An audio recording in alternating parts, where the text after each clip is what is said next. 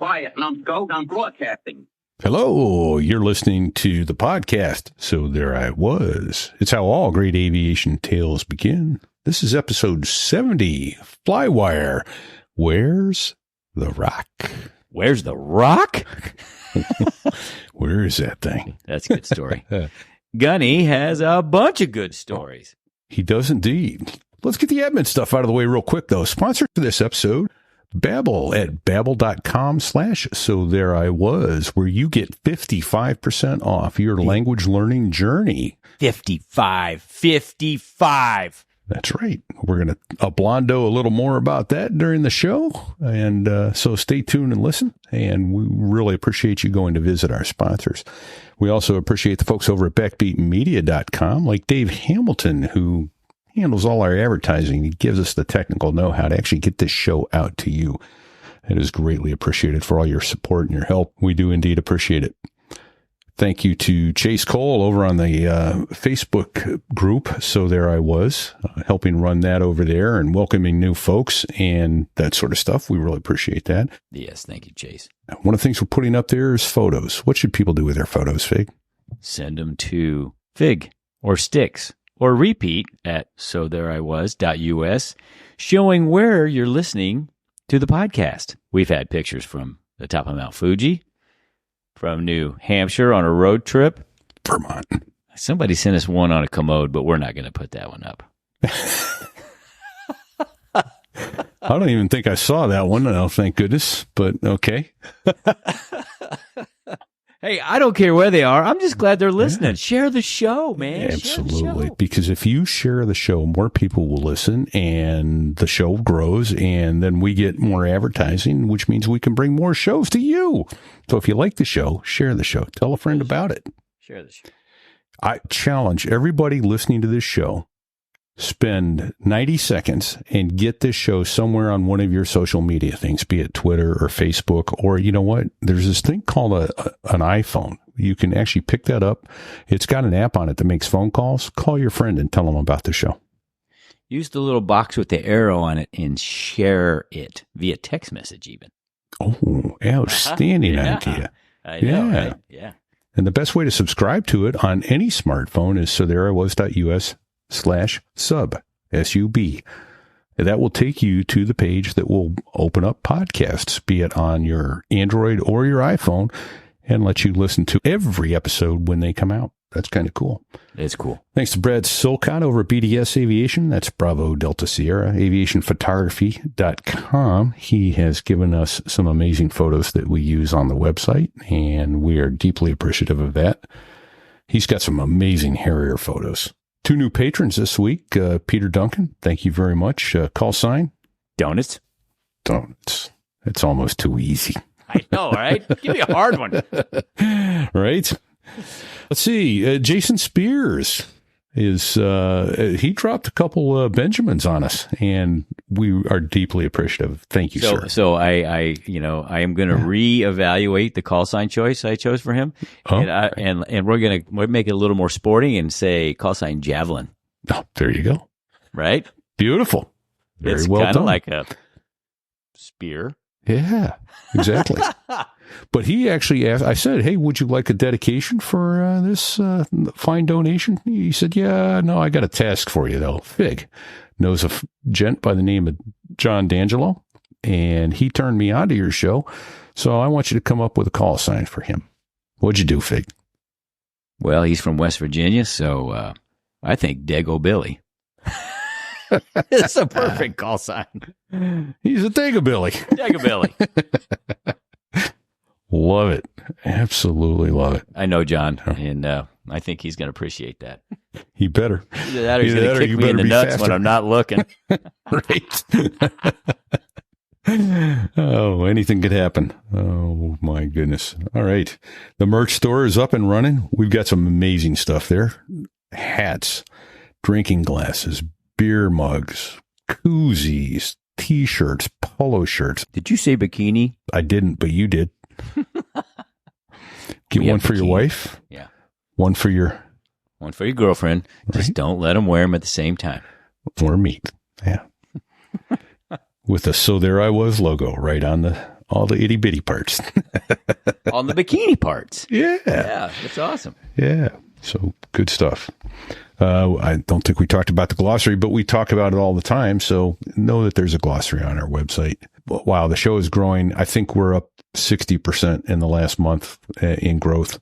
Keep sharing the show. Did we say share the show earlier? Share the show. Just share the show. Yeah. All right. Hey, let's talk a little bit about our guest this week, Scott Gunny Perdue.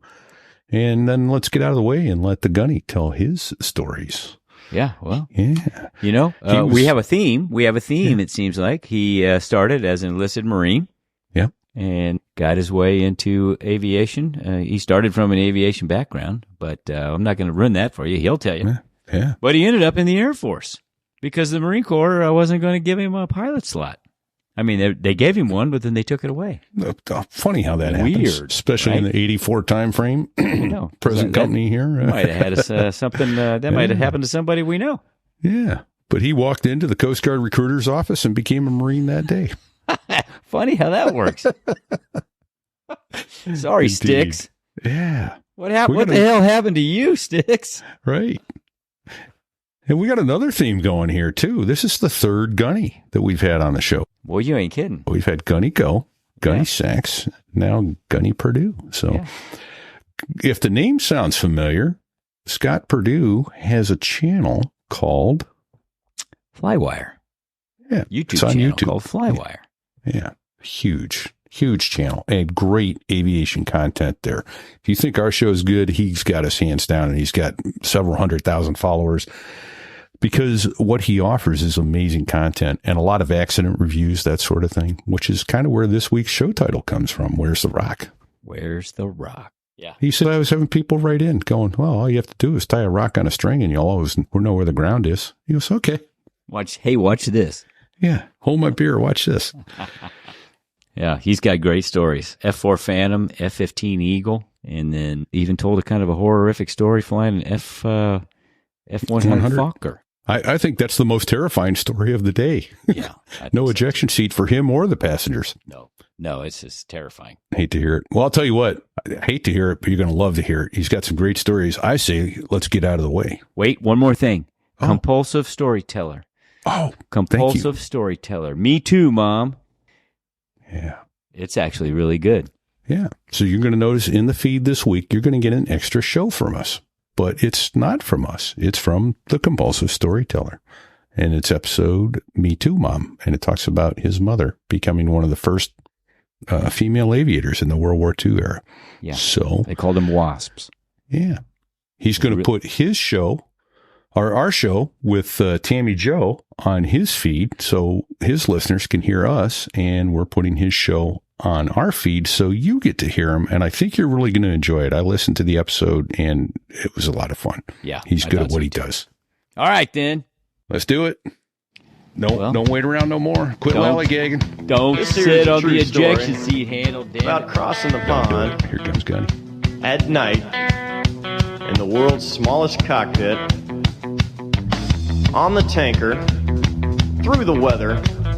Oh, and to the tanker crew who did that, thanks a lot. We really appreciated that. You're just kidding. I'm just kidding. No, I'm not. No, I'm not.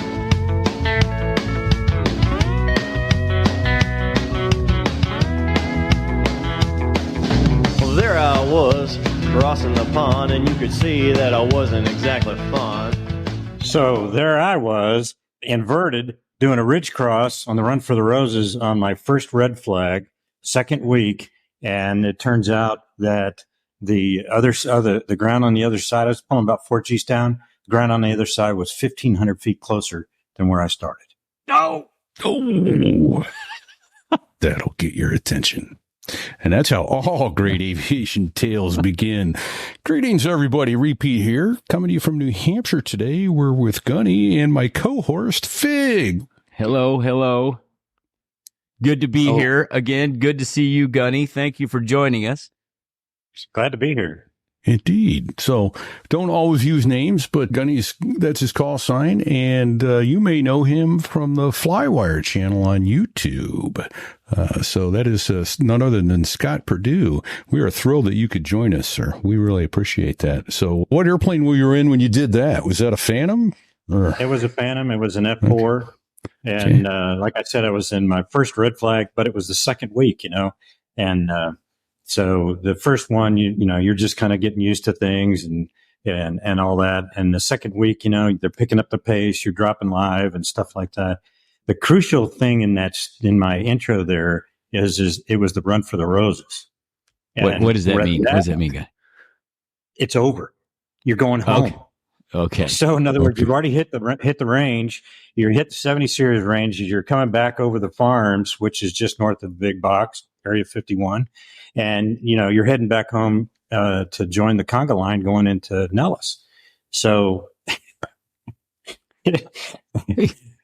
we've been bounced a lot by by the Red Air, and what they've been doing is hanging on the ridges. So when you do a ridge cross, they tap you, when you're just doing the ridge cross so you don't see them.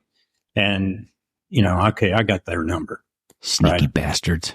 Sneaky bastards. I'm gonna deal with them, So coming up, as I remember, it's Worthington is the name of the mountain. It's on the eastern side of the farms. And if you've been to Red Flag, just north of the big box, Area 51, there's these great big circular farms, where they big crop circles.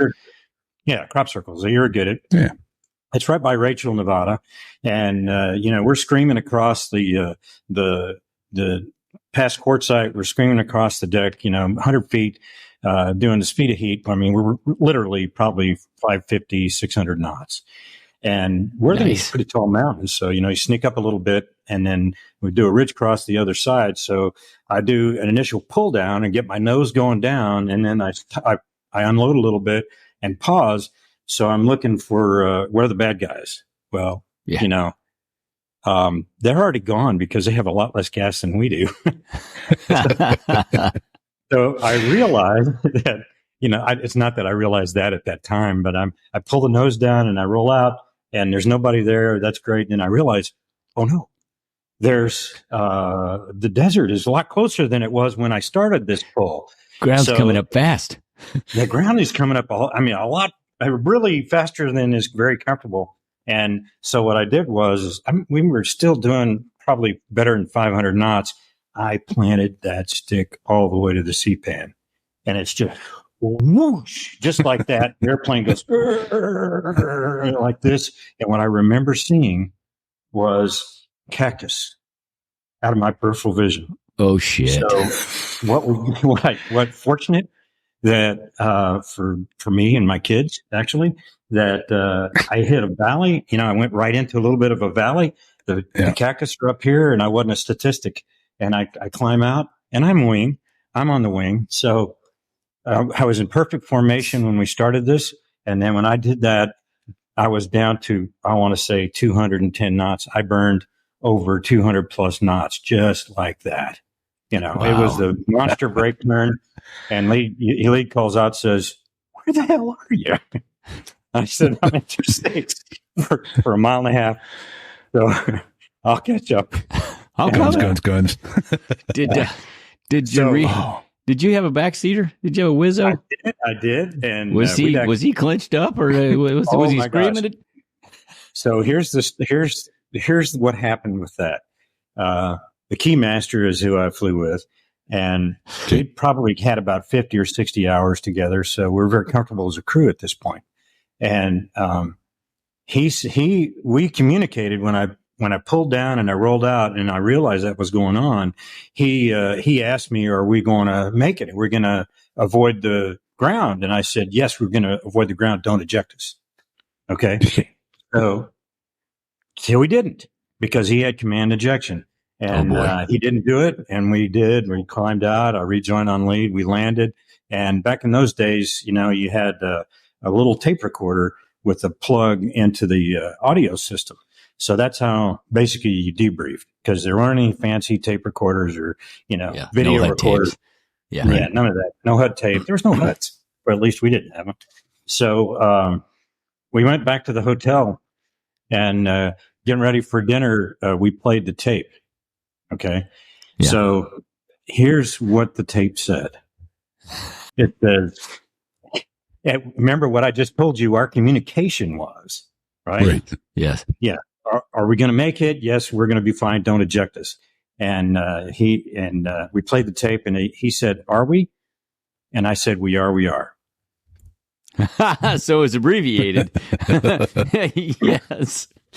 That's pretty awesome. That's good. That's crew communication, though, right? That's crew communication. We actually communicated to each other. Yes.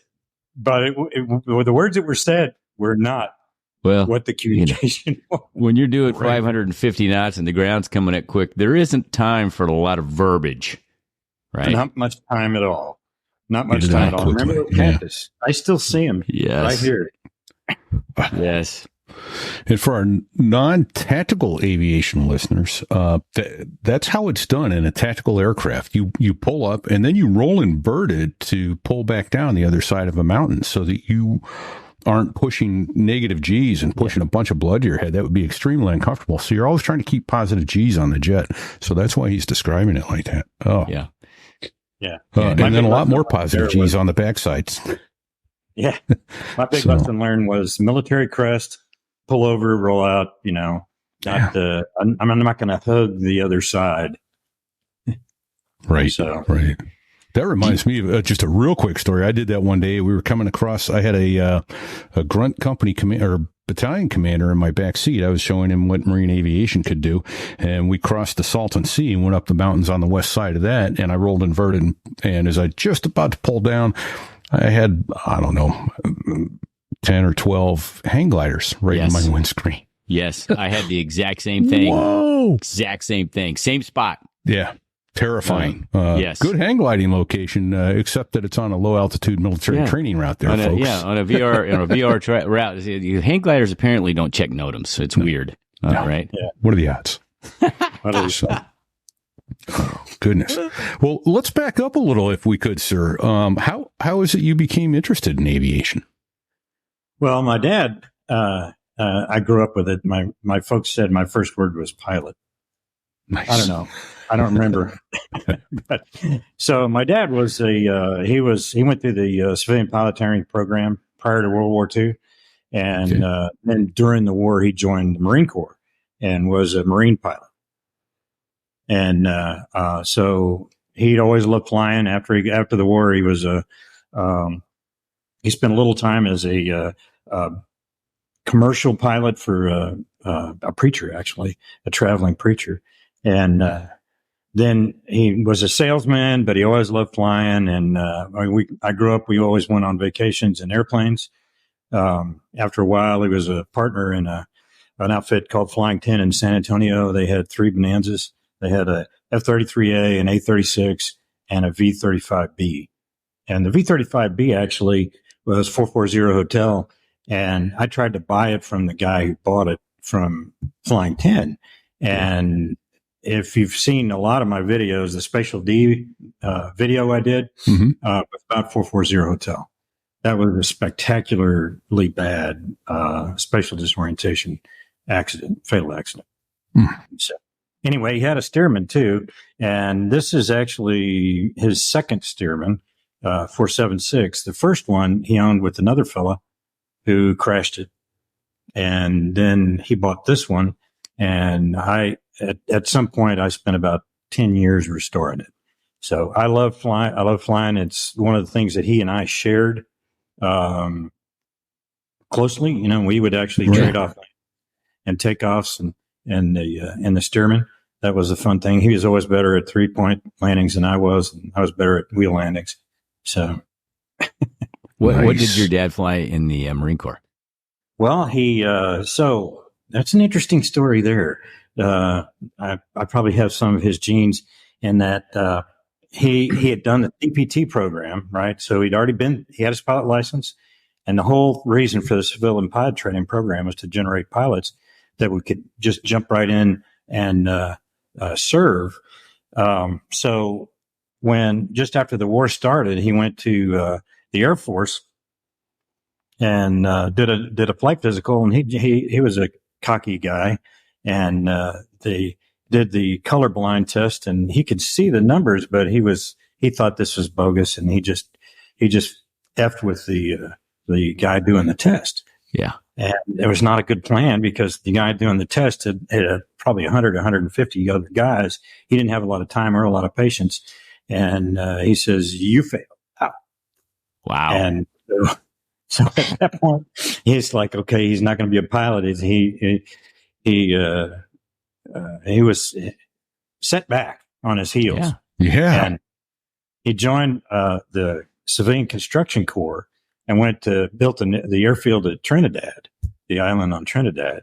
And on the way back, he's on the fantail of this freighter, I guess it was, and a U-boat took a shot at him. And he used to tell the stories on the fantail, and he all of a sudden all these people start yelling, and there's a bubble trail there. The boat takes a real sharp turn, and there's a bubble trail right by his face. Oh shit! Yeah. Yeah. So when he got back from that, he joined the Marine Corps. Boom, as an enlisted guy. And, okay. And he still wanted to fly, so he always he actually knew Morse code. So instead of going with his platoon to Tarawa, he stayed as a radio operator and went to Cherry Point. And they had Cubs there or close to there for rent. So he flew and eventually talked himself into pilot training and finished pilot training at the end of the war in Corpus. So he actually never flew anything more than the SNJ. He wanted to fly the Corsair real bad, but he didn't get a chance. Oh, that's awesome though. To finally get himself into flight school and even that's fantastic. Oh, very cool. And then always flying. That's great. That's wonderful that you just, you grew up around it. Do you remember when you first soloed? And oh yeah, I do. Yeah. I was this fits with my Coast Guard story. Sticks isn't around right now, right? No, he ain't on yet. I don't know if he's watching on Facebook or anything. Haven't heard from him yet. Okay. It's okay. So should I start with this Coast Guard story? Oh, absolutely. Yes. Okay. This leads into how I started flying. So I graduated high school early, about a year early, and I'd always worked in the summers. I worked for a construction company, and I delivered newspapers since I was in 5th grade and everything. In 1974, there was this big recession thing going on. Oh, yeah. And I couldn't get a job anywhere. So what I ended up doing was just drinking beer every night. All right. And yeah, that's a good alternative. It's a good alternative. And except for you wake up in the morning, every morning I'd wake up to the Brady Bunch on TV. And after a while, I just couldn't handle it anymore. I mean, I'm not doing anything. All I'm doing is getting drunk. So I went downtown to the recruiter. And back in those days, all the recruiters were on downtown, usually on the same floor. And it's usually in the same building where the MEP station, where you do your medical and all. Right. Sure. So I went up there and I went to the Coast Guard because a friend of mine from high school had joined the Coast Guard. And he told great stories about, hey, I'm on this boat. The surf hits it and it'll roll around. And it just sounded like a lot of fun. So I'm not a boat guy anyway. But so anyway, I went to the Coast Guard. I spent about an hour and a half talking to these guys.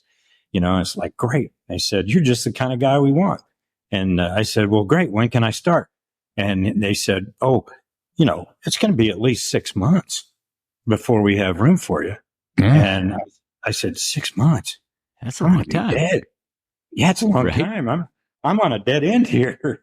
This is not good. Take that much more, Marcia and Greg and Peter. Yeah. So I wasn't good enough for the Coast Guard. And I walked down the hallway and I'm going, geez, what am I going to do? And I passed the Marine recruiter office, and my dad was a Marine. I think when I was younger, I wanted to be a Marine.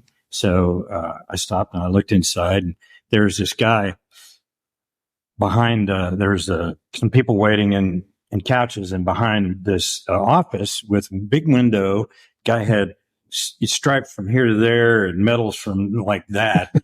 Looked up at me, and he looked back down, and he looked up again, and he walked out at a quick pace out of the office, shook my hand, drug me into the office, and in 2 days I was in San Diego. Get my hair straight. Wow. Now that's more like it right there. Right? That's how you join the Marine Corps. That's how you join the Marine Corps. Just walk by the office too slowly. And before you know it, your feet are on the painted feet, and they're shaving your head. And Right. you don't have a choice. So fast forward a couple of years, I'm in Parris Island, and what I want to do is fly fighters. And I know I got to go to college and do all that. So I'm trying to get all that done. And I joined the Hunter Army Airfield Aero Club in Savannah. Yeah. PI is not a big drive, and that's where I started flying in a 150, Cessna 150. They have a 10,000 foot runway, and the guy I was flying with, I think he was 300 pounds. Enormous, because I'm in a 150 and I'm flying like this because he takes up 3/4 of the room. And when I got to solo, it was summertime, and you can think of 150 it's way over gross. I'm sure we were way over gross. Yeah. But 10,000 feet of runway, Using it all, huh? Yeah, it'll fly. So time to solo, he gets out of the airplane. And what I remember is when I put the power to it, man, and all of a sudden, woof, it's like a rocket. Yeah. Like a rocket ship, right? Yeah. Like a little rocket ship. That's awesome. I've been to Hunter Army Airfield multiple times, actually. Yeah. So what were you doing at Parris Island? You weren't in the drill field, were you? No, I wasn't. I was, when I was at Pendleton, my first assignment was in Pendleton. Okay. This is back in the Carter days, and there's not a lot going on. And I was a grunt originally, and nothing was going on. I mean, we weren't even training, and they stuck me on the prisoner run between Pendleton and San Diego. So I'm the guy in the cattle car with the wooden baton trying to keep these guys in order between, the drunks and all that stuff. Oh my going gosh. between places. And I'm like, this is not working out for me. Oh, So is that what you signed up for? yes, I want to have something going on. Yeah. So I made friends with the company clerk. And, so I talked him into looking and see what I could qualify for based on my test scores. And it was computers. So he wangled an assignment for me to go to Iwakuni, Japan, as a computer guy. And so I went to Six Flags in Iwakuni in 75. So outstanding. from Iwakuni, I went to PI. Okay. And they were talking about, you're going to go and because I was a NCO at that point, and you're going to be a DI. But my MOS was critical when I got to PI, so that's what I did. Didn't learn how to shout at a wall. Well, that's okay. It probably gave you extra time for the flying part. It did. I'm sure I would not have the time if I was DI. No, those guys that's very busy. Okay. Yeah. Well, we chatted the other day. You told me an interesting story about your time at Iwakuni, though, out PTing along the seawall. Fig, remember running around the seawall out there doing your... yes, sir, I do. Yeah. Well, he was out for a jog on the seawall one day himself, and things got colorful. Yeah. I'll tell you that story, but I want to tell you another one about the seawall. Okay. So when I was stationed in Iwakuni, I got a whole bunch of licenses to drive, because you had to get a ticket to drive every different kind of vehicle. So we had a Typhoon. I had the Jeep. I had the company Jeep under my control during this Typhoon. So what we did was it was one of those M151 Jeeps, which is got the swing axles and the rear. So if you got it in a real tight circle, it would hump over. Not flip over, but it would hump over, and you can do a real tight spin. So what we did was I think 3 or 4 of us got in the Jeep in the middle of the Typhoon, bored, and we drive, but there's a road, the seawall's up here, and then it goes down, and there's a little bit of a ditch, I guess it is, the road, and then the runway. So we're driving along the runway, and the waves are crashing over us, throwing water over us and stuff like that. We didn't think anything of it. It's just a typhoon. What is that? Yeah, just typhoon. No big deal. Yeah. So go back to the story. I'm running the seawall, and what I want to do is I want to fly fighters. So I spent a lot of time looking at watching Harriers, and they had F4s there. Let's see, they had A6s and A4s as well. So I was at Barrack 1672 on the other side of the base for a long time, and right outside the barracks was the hard pan where the Harriers would do their hover practice. Yeah. So I spent a lot of time watching probably lost some of my hearing at that point, watching the Harriers do their thing. So I'm running the seawall one day, and I'm watching ops, and I see this Harrier come in, and he comes in over the water, and he starts slowing down, and he starts, I guess he's running the nozzles out, and he starts slowing down like this, and he's going to do a vertical landing, it appears to me. And I'm watching him and running along, and he doesn't quit pitching up. And I said, oh my gosh, this is weird. So I stop, and I'm watching him, and I see him continue to pitch up. And then he runs past the nozzles, and the airplane falls, boom, to the runway. Yeah. And then there's something breaks. I don't know if the tail broke or whatever, but it falls over kind of on its side. And I'm just going, oh my gosh, I've never seen anything like this. So I'm just standing. I probably about 2,000 feet from it, maybe a little less, because, and you can't get to it anyway because of that ditch and everything on from the seawall. So I'm a spectator, and I'm watching it, and I see the crash truck, which so the Marines and the Navy, you guys know this, you always have a crash truck in midfield on the duty. So ready to go. They're there in a second. Yeah. So I'm watching him come up, thinking, wow, this is just amazing. And then the pilot starts climbing out of the Harrier. So I guess he shut it off, and he's climbing out, and the crash truck's coming on, and it's going fast. And I start looking at the crash truck because he's not slowing down. And he's getting closer and closer to the Harrier. And I guess, I couldn't quite see his driver's eyes, but I'm sure he went, because he's driving right at the Harrier, and he's not slowing down, and he realizes, oh man, I'm going to hit it. So he spins the wheel to try to turn the truck. It doesn't turn. It's an inertia thing here. Right. And real heavy, all that water. So it kind of goes like this, and over on its side, slides into the Harrier, smashes it, throws the pilot off the side, and he breaks. I think they broke his leg, maybe an arm. Oh my gosh. And the crash truck, everybody was hurt except for the driver, and he's hanging onto the wheel. How about that? How about crashing a Harrier and walking away from it and then getting smashed by the crash truck? I know, right? I mean, it's just not your day. No. Not your day. Oh, no. Terrifying. Yeah. Ever after, when I was in the Air Force, we do the crew coordination brief. And I say, if we have to do a ground egress, okay, we're gonna go off the perpendicular to the airplane, and we're gonna meet whoever's running the fastest. Right. Get away from the airplane. Right. Exactly. A quick story on that, actually. So I was in Beeville in flight school in A4s, and one of my instructors had been an A6 pilot. Doing the transition to the Harrier, he wound up ejecting. The airplane had a poorly installed, I think it was the bell housing for where the stick was. Anyway, the airplane started to roll to the right, and it wouldn't stop no matter what they did. So they both eject, and unfortunately, the instructor didn't make it. And this guy, he jumped out of the airplane. I'm not using his name because I'm really not at liberty to tell his story and his name, so to speak.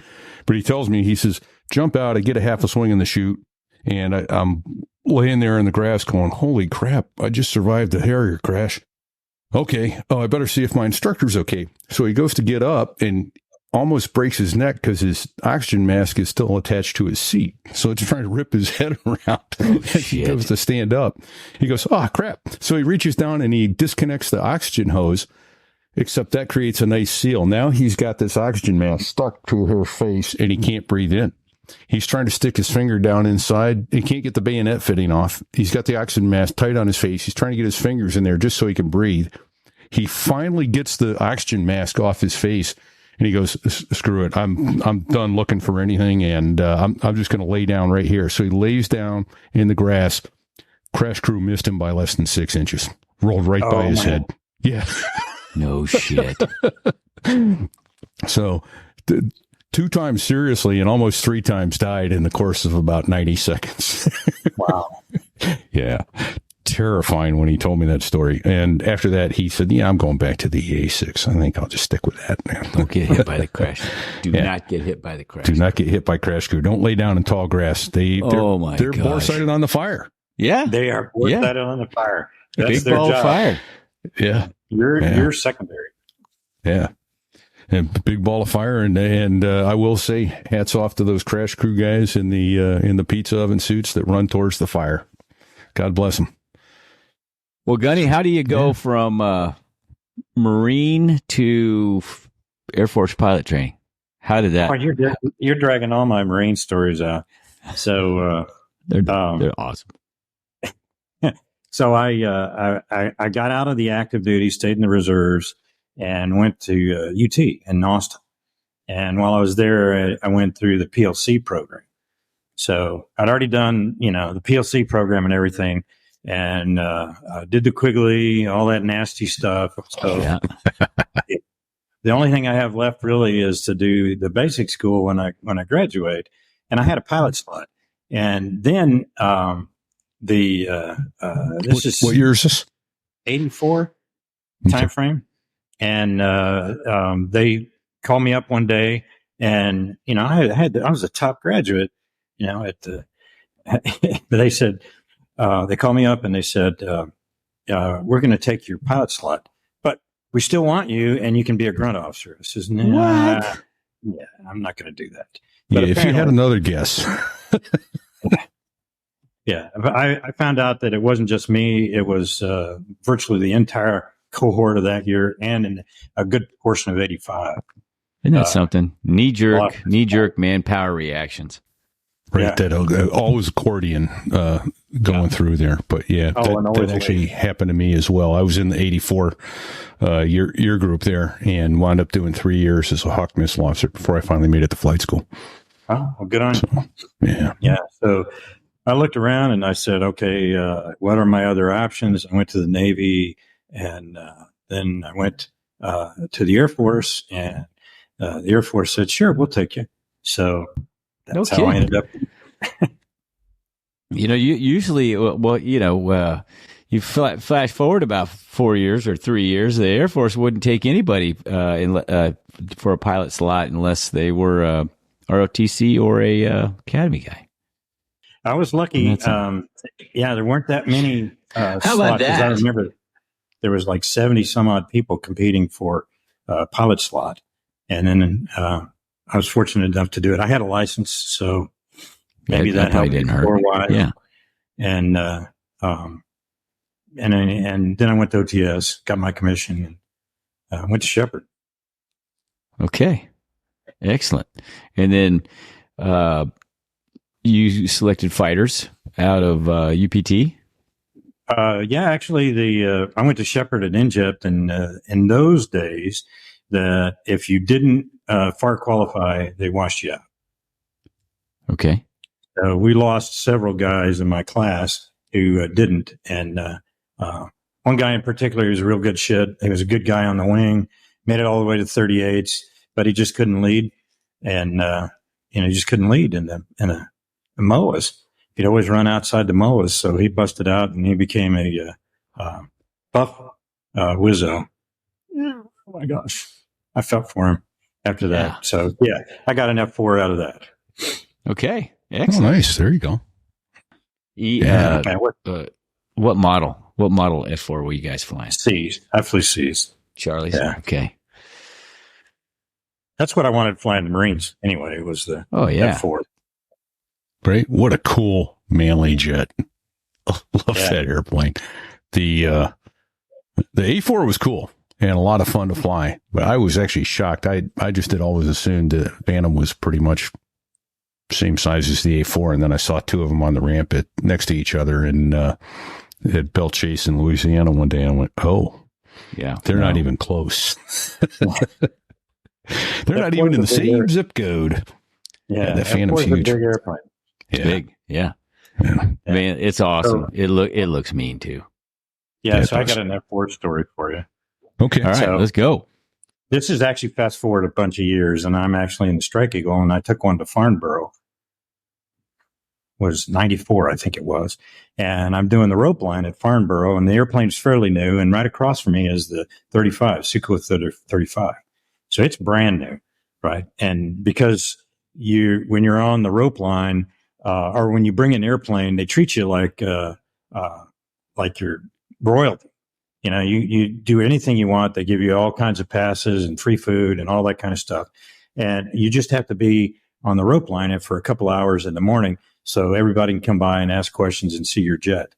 And so I got a chance to actually be up close and personal with that 35 and really checked it out. So one day, I think it was the third day or something, I'm standing on the rope line and this Russian delegation comes by, you know, with TV cameras and everything. And the guy stops and, hey, can we talk to you for a while? I go, yeah, sure. You know, he has the translator and then the talent guy, you know, and who doesn't speak English. And there's talking and stuff. And, he's asking me questions, you know, admiring my jet, but he didn't really want to know about my jet. It's just, you know, F-15E is what it is. So he doesn't really want to know about it. He says a couple of things, and he says, so what do you think of our brand new Sukhoi? And I says, I had a chance to look over that airplane really closely, and I'll tell you what I think. But before I do, I used to fly the F-4 Phantom. Do you know what that is? Oh, yeah, sure, we know what the Phantom is. Sure, we're familiar with that. And I think they are, because I think they stole one and then made the MiG-23 a single engine F4, frankly, with swing line. But nevertheless, anyway, so I says, I used to fly the F4, and we used to call that airplane the Double Ugly or the Rhino. And they're laughing, they're laughing.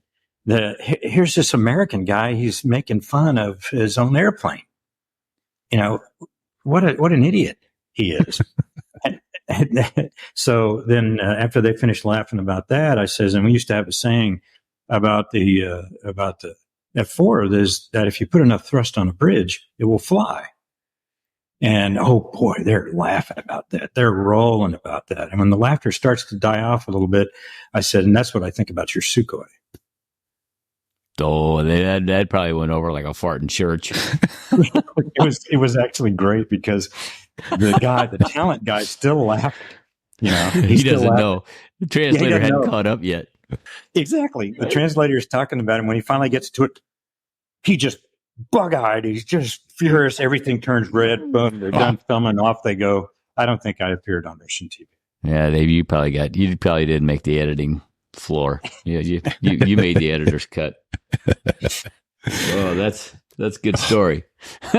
Oh, that's fantastic. Farnborough and the Strike Eagle. Were you stationed in Europe? Yeah, we were the Strike Eagle. Okay. Yeah, it was. I was there when they had 5 airplanes. I was doing an ALO tour, my Alpha tour, and in Germany. And after that, I did a follow-on overseas. So I went to Lake and Eat to fly the Strike Eagle. And they had 5 airplanes when I got there. We had 2 squadrons sharing 5 airplanes. Oh, wow. Because they were new, or because no? Brand new. We were getting airplanes right from the factory. Okay. So within 6 months, we had 40. I think we had 52, 54 of them. So okay. It went pretty quick. Crank them out.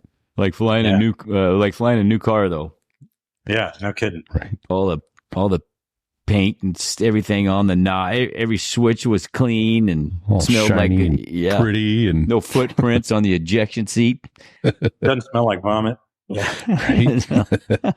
Vomit, mildew. sweat, and jet fuel. Yeah, Sweat And mildew. that's right. Oh man, yeah, not the faint of heart to step into a tactical aircraft if you've got a sensitive nose.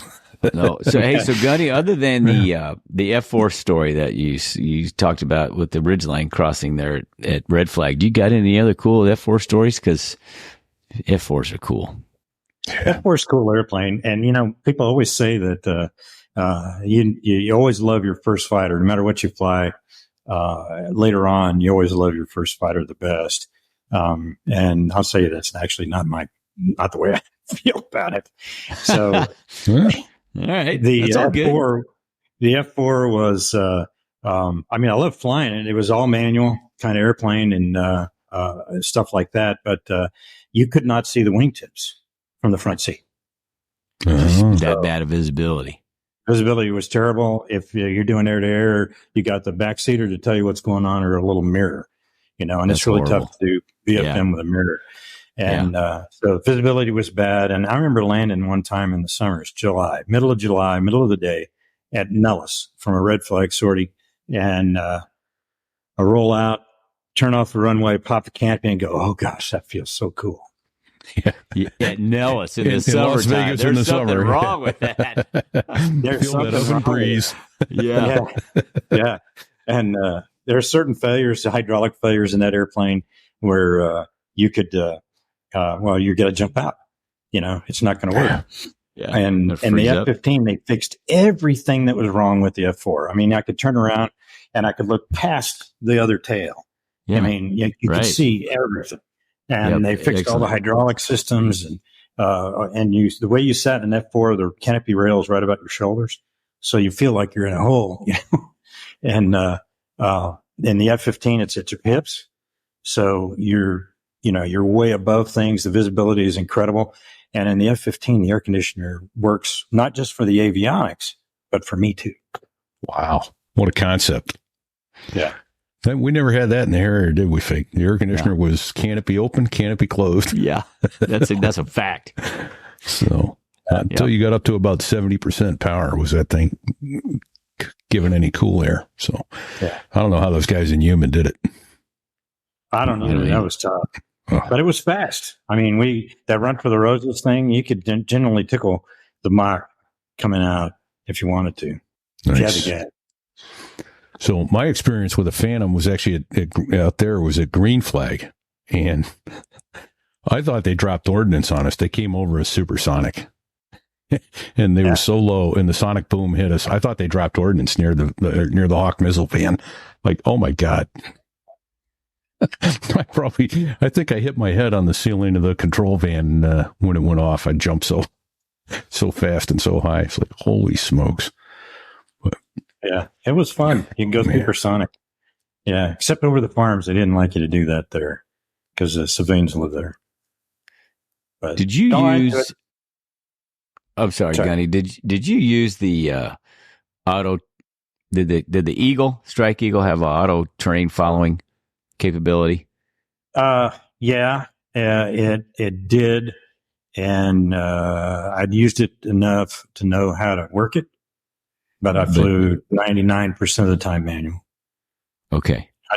I just didn't. What am I going to do sitting there? Right. 200 feet over the ground at night, screaming across the ground. I think I want to be in control. Right. I'm a control freak. Would it push over or would it roll inverted? No, it would bunt. Yeah, when it's climbing, it would climb and then bunt, and it would do turns, but they're all, I don't remember offhand, but probably not much over 20 degrees of bank. So it was a pretty good ride in auto, but still it's a little disconcerting because you had flare too, so you could see the ground. Oh, okay, yeah, and green, it was shades. So. Yeah, so FLIR is forward-looking infrared for our non-aviators. That's it's basically green and black, but it's night vision. That's what it is. So It is, yeah. Really cool. And it was we had a really wide field HUD, so your visibility was really good. As a matter of fact, we used to fly. I did a lot of the pseudo wars over Bosnia, and so we spent a lot of time at night, and we'd fly formation visual at night, and instead of a tactical formation, some sort of line abreast, basically you do a fighting wing but wider and with more spacing, and we call it FLIR trail. So you use the wingman would use your dot in the FLIR to maneuver with. Sweet. And it worked out great. That's beautiful. I'd never would even, well, I guess we would have thought of that if we'd had FLIR HUDs in our little day attack birds. Right. Yeah. Did you fly the Strike Eagle in Desert Storm? No, I was an ALO during Desert Storm after my F4 tour. So your timing was perfect. Yeah, it was perfect. Yeah, our timing was perfect as well. Yeah. We watched the whole damn thing on CNN from the ready room of our Harrier squadron. Our squadron didn't deploy. Yeah, that summer before it happened, it was time for me to PCS. I'd been there, 5 years, I think. So I wanted to be an ALO. My wife was Intel, so we had a joint spouse, not at the same place, but fairly close. And I went to ALO school in August, so I was in ALO school on a break when Saddam Hussein invaded Kuwait. And when I got up, I went back to a phone and I called my squadron commander and I says, "Hey, I'd like to cancel this thing and come back right now. What do you think?" And he goes, "Sorry, man, you're already PCS. I can't bring." You're out. It was a good try, though. It was a good try. It was a damn good try. Absolutely. Good college try. Yeah. Hey, Gunny, if you said it, my apologies. Could you tell our listeners what ALO is? Air Liaison Officer. He's the guy that calls in the airstrikes. So he coordinates with the Army units for air cover and air support for the unit for whatever it is. And a lot of people have a concept that air support is Vietnam, and we're going to keep the Viet Cong from the wire. And it wasn't like that at all. And Right. I was an ALO in Germany. That's where I went to be an ALO. And we did a thing called push cast.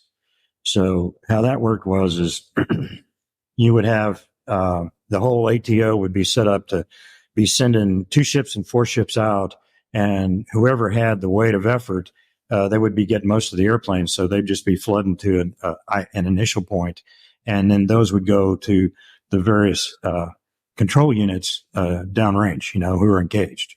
Yeah. So that's how we did CAS, and that's actually how they did CAS in Gulf War II. The funny thing is they thought they invented it. Yeah. Right. Yeah. Good try. Yeah. You just threw out another acronym. Let's make sure we got that covered. ATO.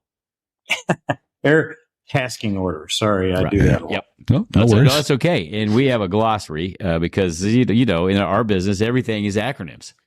We have acronyms to describe acronyms. Yeah. We need to get an acronym for acronyms.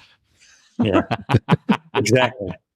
So I actually went downrange. I fought to get an assignment to go downrange, and I was the Syrian 9th Armored Division. No kidding. Yeah.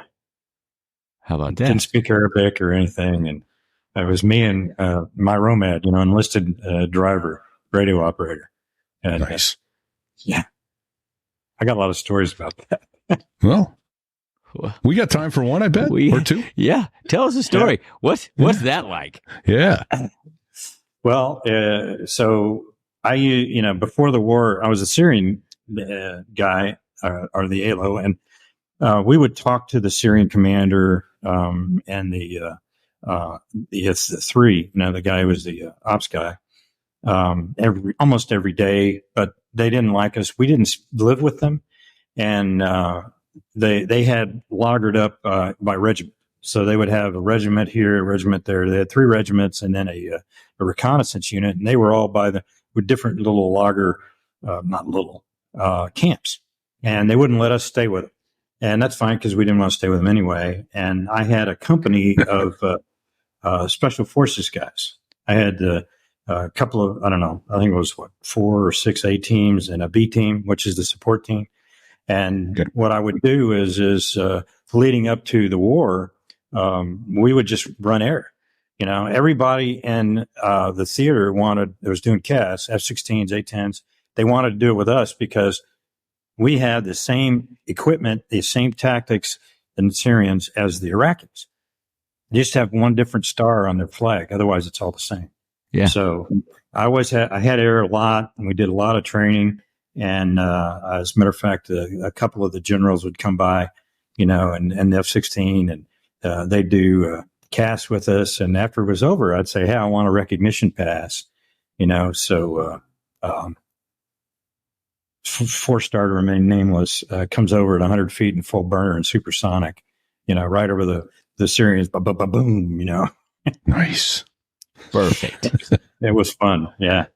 So. Oh, that's fantastic. Well, that was a hell of an experience. Yeah, it was interesting. One of the so when I talk to Army guys, I usually tell this story because the Army guys, they think they're the only ones out there, and I lived in the desert. There was when the Air War started, they took out everybody but one A team, 4 guys. I had 4 guys with me. And so that was us, 2 Air Force guys, and we got a third, another ROMAD. So it was 7 guys on the desert. And we were, if you remember where KKMC is, the Wadi al-Batin is where a river during the rainy season, it's where on the backside of the helmet for Kuwait. And it runs up to Al-Rukai, which is the city right there on the border, Saudi city on the border with Kuwait.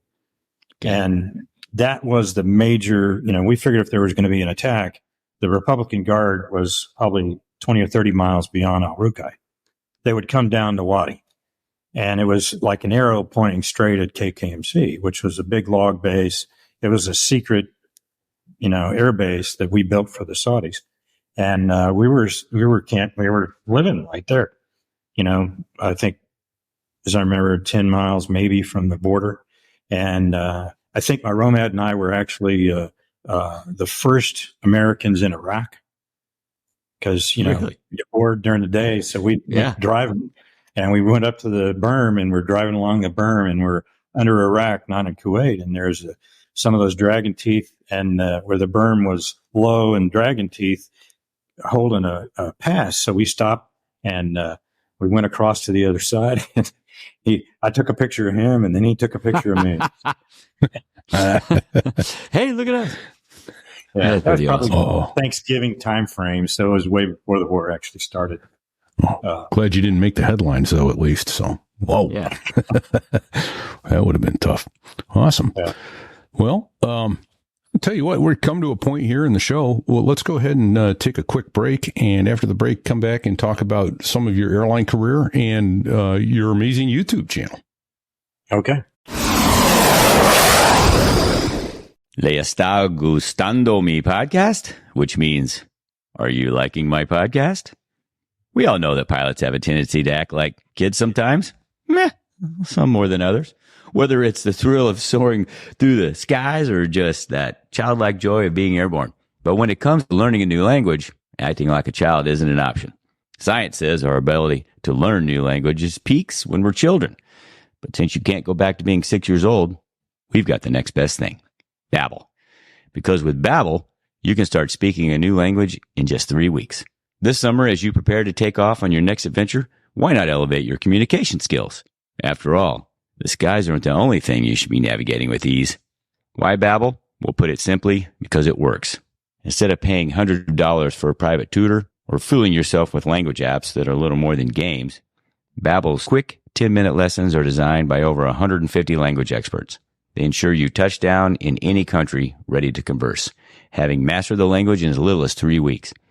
Babbel is designed by real people for real conversations. Imagine being in a Spanish market, confidently asking for directions or ordering your favorite tapas. haggling for the perfect souvenir, all without having to consult any language app. On a personal note, during my travels to Latin America, Babbel's courses helped me experience the culture authentically. I effortlessly interact with locals, from ordering paella to finding the best night spots. Thanks to Babbel. With over 10 million subscriptions sold, Babbel is like a trusty co-pilot for your language learning journey, ensuring you're always on course for real conversations. And now, for a special treat for all our aviators and listeners out there, here's a special limited time deal for our listeners to get you started right now. Get 55% off your Babbel subscription, but only for our listeners at babbel.com/so there I was. That's get 55% off babbel.com/so there I was, spelled BABBEL.com/so there I was. Rules and restrictions may apply. Safe travels and happy learning.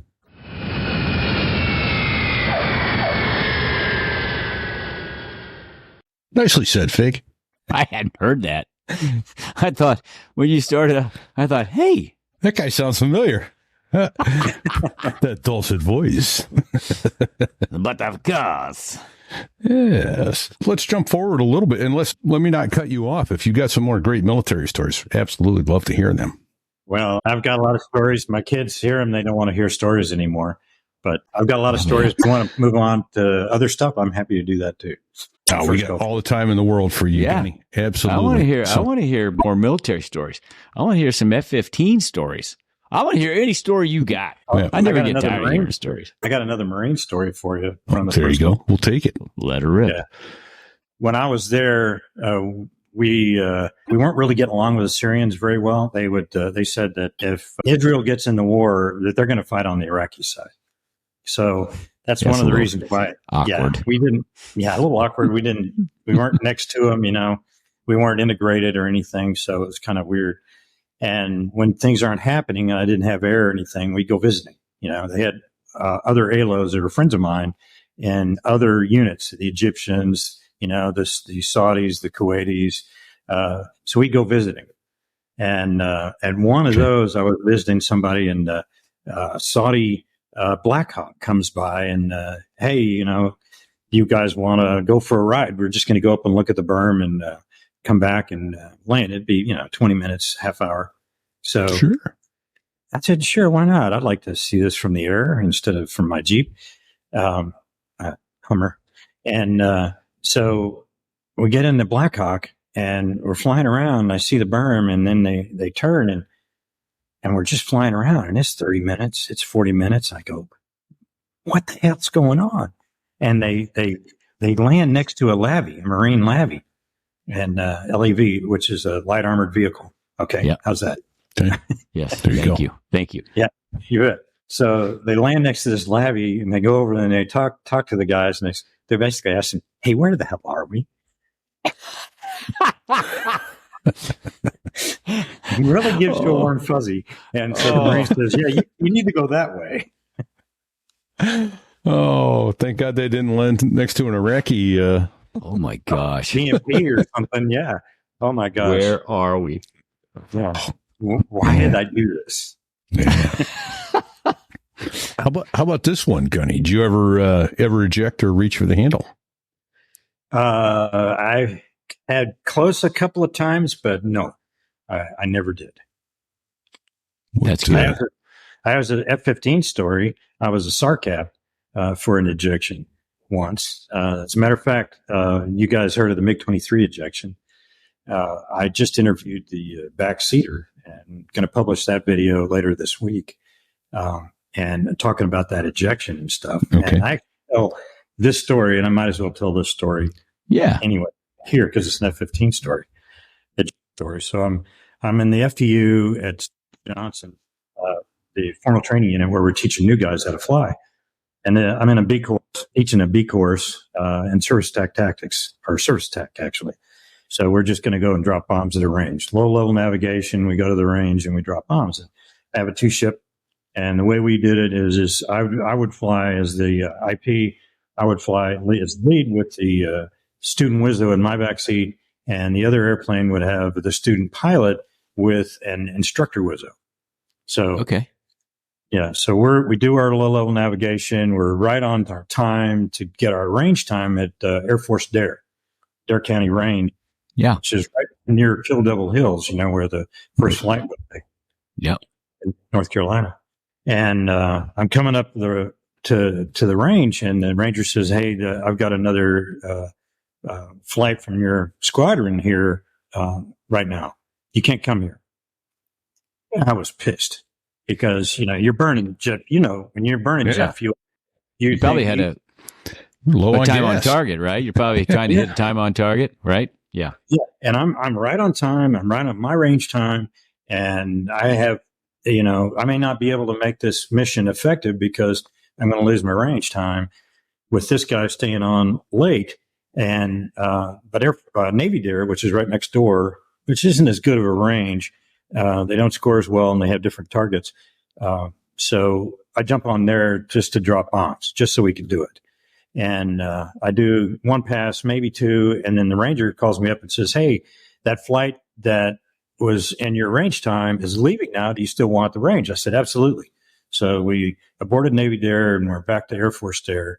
And I'm driving down, getting ready to do a loft.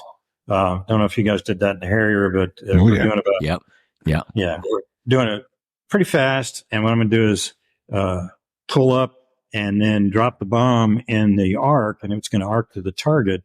And it's really fun actually to do that, because if you do that and then you roll off, you can see the bomb. Yeah. If you know where to look. And it was I enjoyed it. So I'm in the middle of that. And the ranger says, "Hey, one of those airplanes that just left here ejected and they're in the water. The airplane went in the water." So I said, knock it off.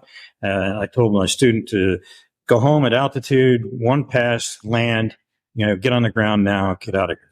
And apparently his student did the same thing because he wasn't anywhere. I didn't see him at radar. He just, Who's your buddy?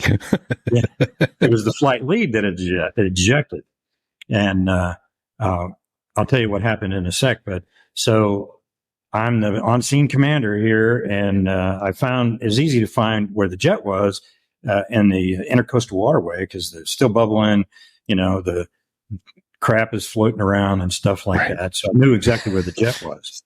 And thinking about his trajectory, I go, okay, well, with the winds, because we have winds on the airplane, he's going to be over this way. And so on the shore are trees, and then there's a great big open field. And I found the pilot in the open field. Okay. Oh, so the sequence ejection, the backseater would have been first. So I found the pilot. That means that the backseater is somewhere in those trees. And I'm looking for him. I get the call up Elizabeth City, get the Coast Guard helicopter coming out. They're gonna. I told them where to meet, and told the front seater to pop smoke when he comes in and all that stuff. And I'm looking for the back seater, and he's not talking to me on the radio. Not talking.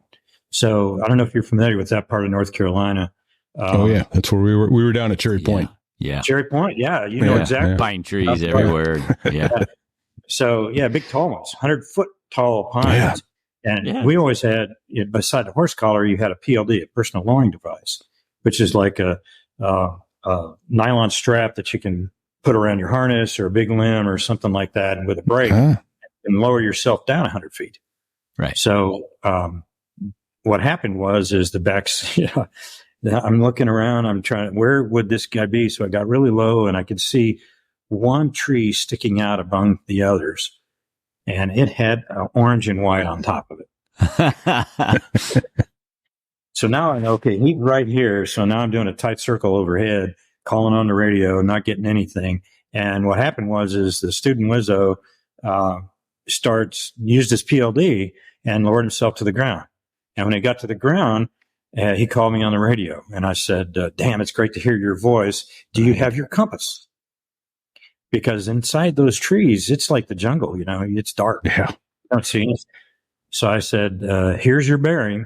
It's going to be about, as I remember, it's about a mile maybe to get to that field.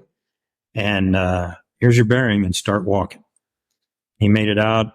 Helicopter takes him, They weren't hurt or anything, and all that was great. So Nice. what happened? Yeah. What happened? So what happened was it was a fire, engine fire, and the pilot that had that was flying the airplane, he had previously flown a T-38 before he came to the Strike Eagle, and in that airplane, like the F-4 actually, the left engine firelight is on this side of the cockpit, and the right engine is on the right. The firelight's on the right side of the cockpit. In the F-15, they're both together. So he sees the light and shuts down the engine. The firelight doesn't go out. Holy Shut rip. down the wrong engine. Oh. Yeah. So he shuts down the one on fire, but he didn't restart the one that he'd shut down, the good engine. He's at 1,500 feet, and there's no time for a relight. Oh, No. no. So, boom, they're out. No. Well, So, Aside from the flames crackling, it's awfully quiet in here. all of a sudden, there's hardly any jet noise. Oh, it's weird. It's weird that it gets quiet when you shut the motor off. right. Whoops. Oh, that stuff always amazes me. The human machine interface and the thought or lack thereof that goes into it when they design that no one ever thought, well, we put it over here, someone will shut down the wrong motor. Yeah. The ergonomics, they didn't think about that. And there's that law of primacy. You Right. learned it this way, so it's hard to adapt to something different. Right. And that's always a danger. Right. In fact, Fig and I were laughing earlier about one of our previous guests was flying two different airplanes and managed to invert it at 35,000 feet in a fight. Instead of going to idle, shut down the wrong engine or shut down an engine in the middle of a fight. Because, habit pattern. Did they have a little gate to shut it down? I believe so. I don't know exactly the mechanics of it. But he was flying at the time both the F5 and was he in the 14 then, or did he say he confused it with the Airbus? Fig, do you remember? I think he said he confused it with the Airbus, which is kind of weird. But yes, yeah, yes, yeah. So he's inverted in the fight, and he's just got his hand down on the throttles, and he shut one down instead of going to idle boards, which is what he intended to do. It's like, whoops. I hate when that happens. So anyway, oh man. So on-scene commander got him out of there. That's nice. What was your closest? I better reach for the handle. Well, I had students. Teaching is always a dangerous occupation. Yeah, it is. Yes, it is. Let's just blanket statement. I'm getting ready to start it. They're always trying to kill you, Yep. Yeah. And so the two times I actually almost died, other than that collision with the ground, was in the Eagle and teaching new students BFM. And one of them was it was a guns jink. We're offensive, like this. It was really close, and the guy was actually having trouble with handling a jink. And what is he going to do? So we're being very scripted about it. And I could see the jink developing and it's getting ready to go. I tell him that is what's going to happen. And I said, don't go, don't follow him. Don't follow him down in the jink. And you're going to go to quarter plane. So what I mean by quarter plane, see if I got on here. So you got to talk with your hands. So I'm trying to don't shoot your watch. Yeah. That's in lag if I shoot my watch. So anyway, he's going to jink down this way. He's going to destroy the solution by putting his lift vector and going underneath the other airplane. So if you go down with him, you're committed and you're in a much worse position. And you also are going to collide, very likely, if you're really close. Yes. And so what you need to do is you need to go to high 6 back here and just saddle up again and let him do his thing. Get out of the jink, and then you're right back in the control position, and you can shoot him again. So I'm briefing him on that. Don't do that. And he does it. And it's all happened so fast that, and we're right close to the bubble, which is we're using a 500-foot bubble. So we're maybe 600 feet, and he does that. And it was so close that I really couldn't do anything about it time wise. And I don't remember the IP in the other airplane, but I owe him my life. He's a great guy. Mouse was his call sign. And he saw it. He saw that happening, and he unloads and rolls out the other way. So we had room to be stupid. And Hallelujah. it was Right that on. close. When I saw him rolling off is when I'm not going to pull hands. So Yeah. Yeah. Wow. That's scary. And if you do this sort of thing long enough, you usually have those oh shit moments. I had several when I was an instructor in the training command. We were teaching bombing and the bombing pattern. That was always high threat area. You have guys cutting you off, belly up to you, not knowing, where they are, not knowing where you are. yeah, your fangs are hanging out. Yeah. Yeah. Yeah. They're very focused on what's in front of them, not to the side, above, or below. Yeah. Weird. It's crazy. You were talking about the loft, and you said, if you roll off, you could watch it. Well, I had, as soon as I heard the bomb come off, we get the tone, and I feel a little thunk and it come off. I would stop pulling and just roll 100 degrees. And I was there. It was flying. I was flying formation with it for a second.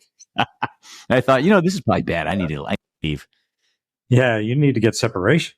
Yeah, I mean, you're probably dropping dumb, but yeah, it was a blue bomb. It was big blue bomb.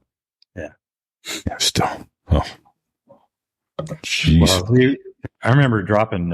Again, this is Air Force Air story.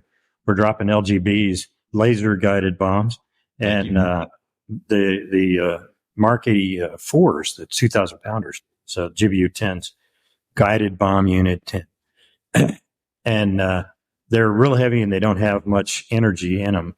So you can't move them very far. So mostly they're ballistic and you turn on the laser at the last second. And I can't remember what altitude we are, but we're opposite direction. Instead of going from west to east out towards the ocean, we're in the ocean coming east to west, and we drop and we hit the target, and all on film.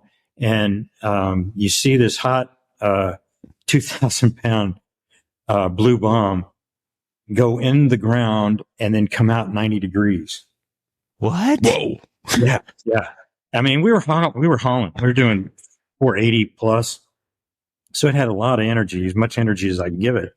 And it went into the ground. You could see the white hot bomb as it hits the ground. And there's a whole bunch of bombs under the ground there that you don't see. Oh shit. Yeah. Ricochets. Yeah, it ricochets out 90 degrees, and it goes like my head is the Rangers building. It goes whoosh. Right by it. How about that? Oh. Holy shit. Yeah. Yeah. Oh, man. Did they comment on it? Did they see it coming, or? Yeah, they did. They heard it. They heard it. I And guess they did. I think they put two and two together. Our tapes. Yeah, it was. Yeah.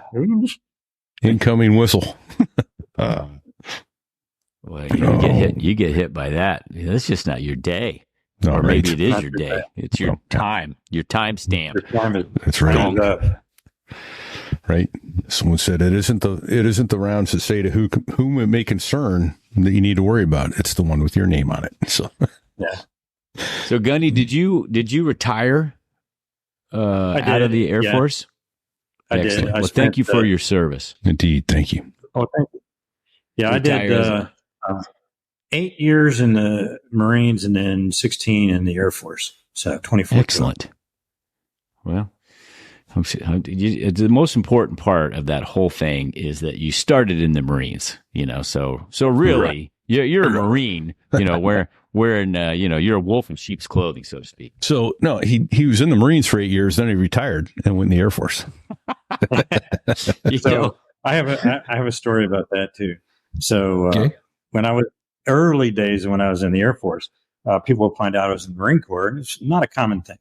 So they go, "Hey, you were in the Marines. What was it like in the Marine Corps?" And I'd say, "Well, the first thing you have to understand." I look them in the eye and I say, "The first thing you have to understand is the Marine Corps is a military organization." And they go, wait a minute. I'm in the Air Force. I'm in the military. And I say, you don't understand. I can't tell you. That's right. Can't explain it to you. No, that's good. That's really good. Outstanding. Absolutely. Well, should we talk about this awesome podcast? Yeah. So how'd you start? Yeah. How'd you get into that? How'd you start doing that? My video, my YouTube channel, FlyWire.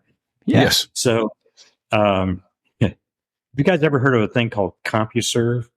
AvSig? Oh, yeah. Yes. Yeah.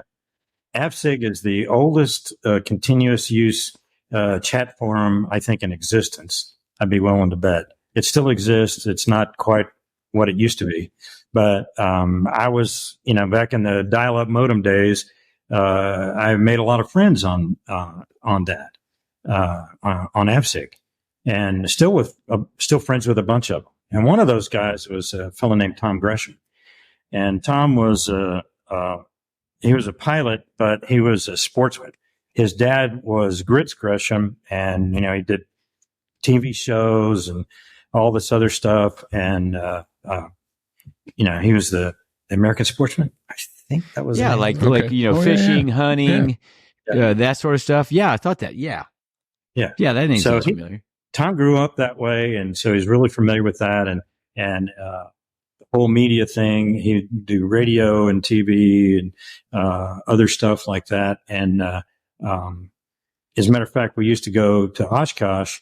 All the AvSiggers would stay in the North 40, and we had one guy that would reserve, like 2 or 3 rows, and we'd have 20, 25 airplanes there, and for a couple of years, Tom would do he does a radio show called Gun Talk, and he would do gun talk under the wing. And hey, what was your day at Oshkosh today? Nice. Kind of thing. Yeah. So he decided he wanted to do a TV show. It's called Wings to Adventure, and he brought me on board to do that. And this was in 2004 timeframe, and we ended up doing 4 seasons, and I got to do. I actually did a lot of the production part of it. I put the airplanes together, the interviews, the trips. I'd organize all that. And then I did all the formation work for the video shoots. So I got to fly a bunch of different airplanes. And it was a group to do. And they tried to get me on a couple of on-camera things. And it was just Tom and me, and we were talking. I was fine. But a couple of the ones, it's like we did a segment where I got to fly the Mustang at Stallion 51, and I was like, I had to stick up my butt. So they didn't use me in my talk at all for the segment.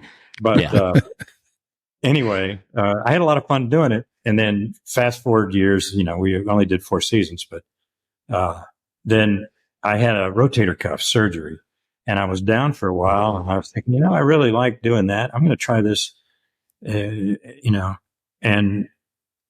FlyWire was a name that we kicked around trying to do a digital magazine, because I also flew for wrote stories, flew for photo ships and stuff like that for a bunch of aviation magazines in the early 2000s.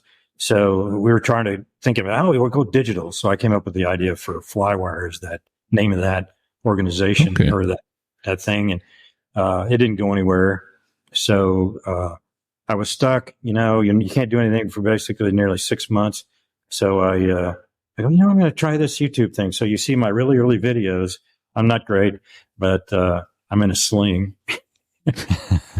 And so boredom actually is why I started it. I had so much fun doing that stuff at Wings to Adventure. So that's why I started with FlyWire. And it morphed into more of a safety, channel kind of a thing, where I talk about maneuvers and, because I have an aerobatic bonanza, and you can go and do some really extreme stuff that it's just like anybody else's airplane, but it's aerobatic, and I can do archers and spins and things like that.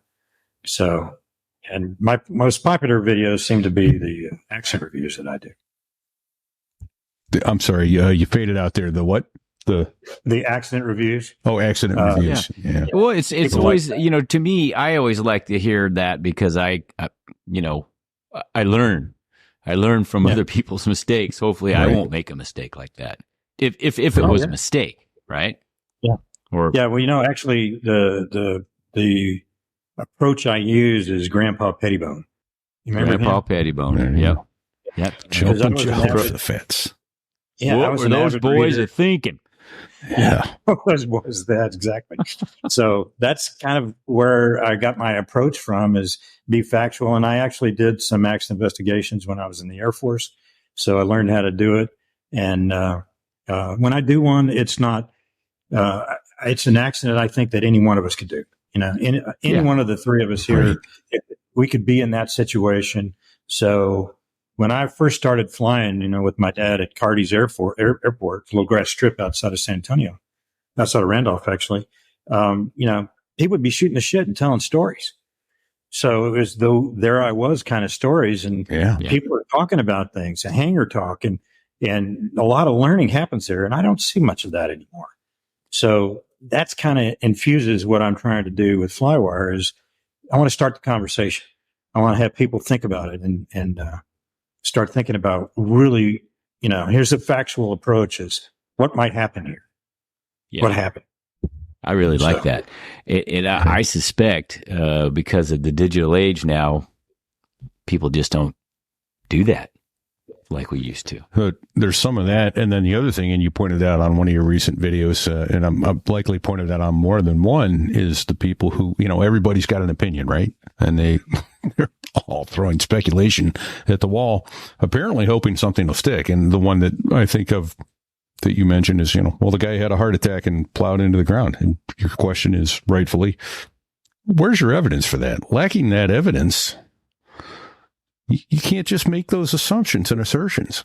Stop. Let it bear out. Let the investigation bear out. There may become evidence for something like that, but stop with the opinions and the speculation. So, the wild speculation, and based on what? You have to have some fact. One of the things I learned about accident investigation is you do come up with a theory. When you start looking at an accident, you start to put the pieces together that make sense. But then when you come up with a fact that contradicts your theory, you throw your theory out and you rejigger the theory to fit the fact, because this is what happened, and just some amazing things you can do based on not a lot. We kind of cut our teeth when I went to a short school on that. What happened here on this ejection? It was an F4 ejection because I was at F4s at the time.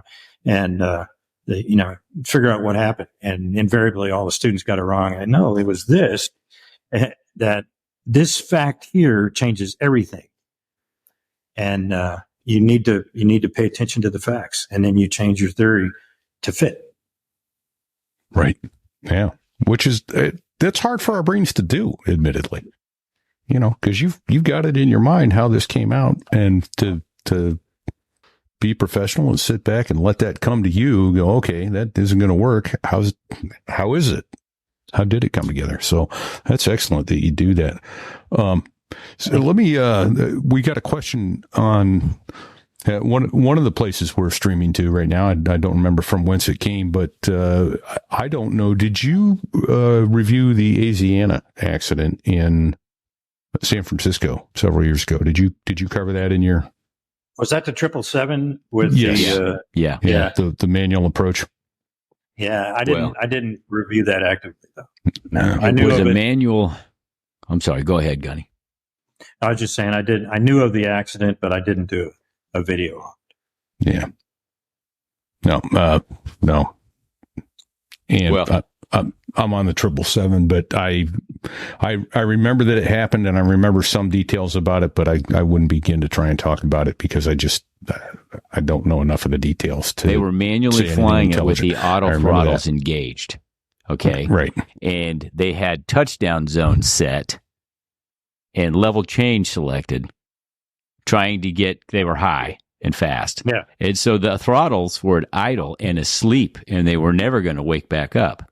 And they finally re-established the proper glide path, But assuming that the throttles were going to manage the speed at that point, which they weren't because the touchdown zone was set. So the airplane just got slower and slower and slower and slower. And then eventually, they hit hard, short. Hit hard and broke up. Yeah. Fortunately, a lot of people lived. Yes. It was pretty bad. Yeah. So, And another example of get the hell away from the wreck, because a couple of them got ran over by the damn crash truck. by the crash crew. That's right. Really? Yes. Oh, get away. Yeah. 2 of the fatalities, they got hit by the crash crew. Yeah. And I know those guys feel bad about that.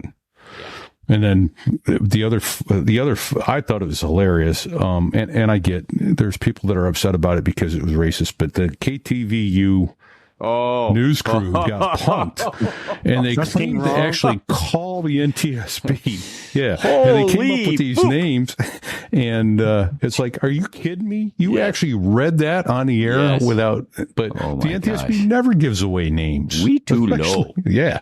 Oh dear God. Something wrong. Yeah, that was horrible. It was horrible. Funnier in sin that those idiot news crew, are going to read anything that's put on the teleprompter in front of them. But they totally Ron Burgundy that. Ron Burgundy. They got Ron Burgundy. Ron Burgundy. Yeah. You're not thinking of reading the teleprompter. Yeah. No. Anyway, yeah, someone showed me that, and I'm like, yeah, this is a joke, right? They're like, oh no, this really happened. Yeah. Big forehead slap on that. Yeah. So you want when did to you get about, out? I'm sorry. Go ahead. Go ahead, Gunny. I retired in 2000. Okay. And so most of the guys in my squadron, wing, they were all going to United, and I got hired by United. And I was there in the summer of 2000.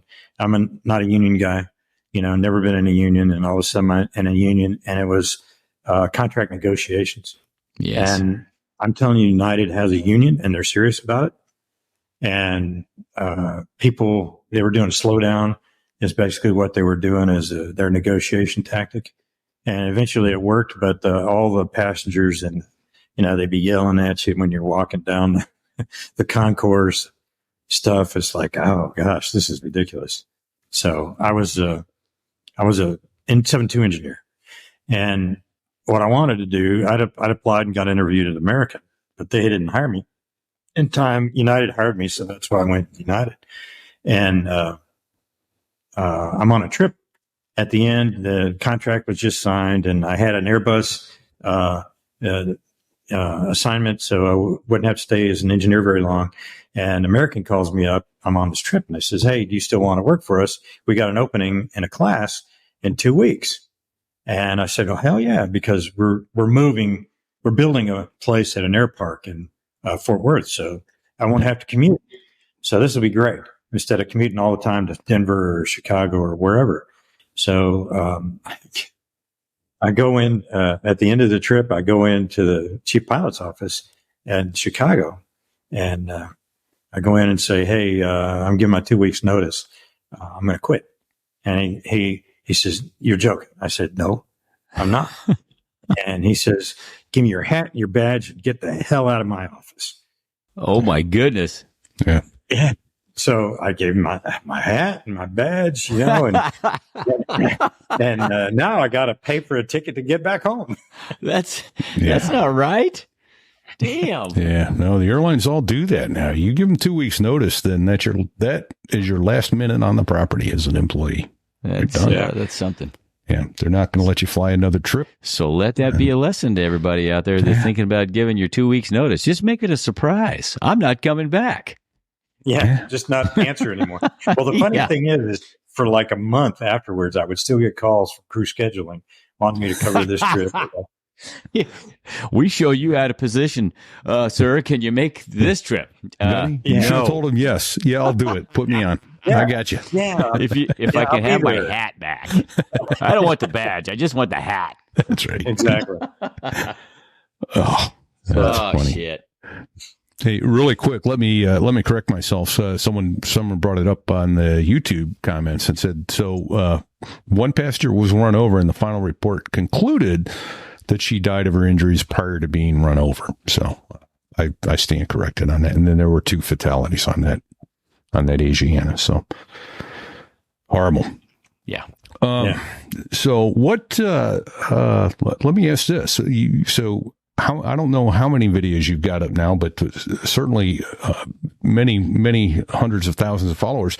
How many, or what would you say is the most interesting or most unusual accident review that you did, or what surprised you most? What's your favorite one, maybe?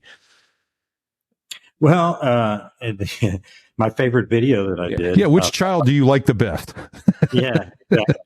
Have you seen the one I did? I called "Where's the Rock"? No. Not yet. No, but I'll find it. You got to see that. Okay. So Where's the Rock? Yeah, Where's the Rock? That's actually my favorite video because I had done a spate of spatial disorientation videos, and all these people would comment on them and say, "You guys are just idiots. Just hang a rock from a string and you'll always know where the ground is." And it's like, okay, you people don't understand physics at all.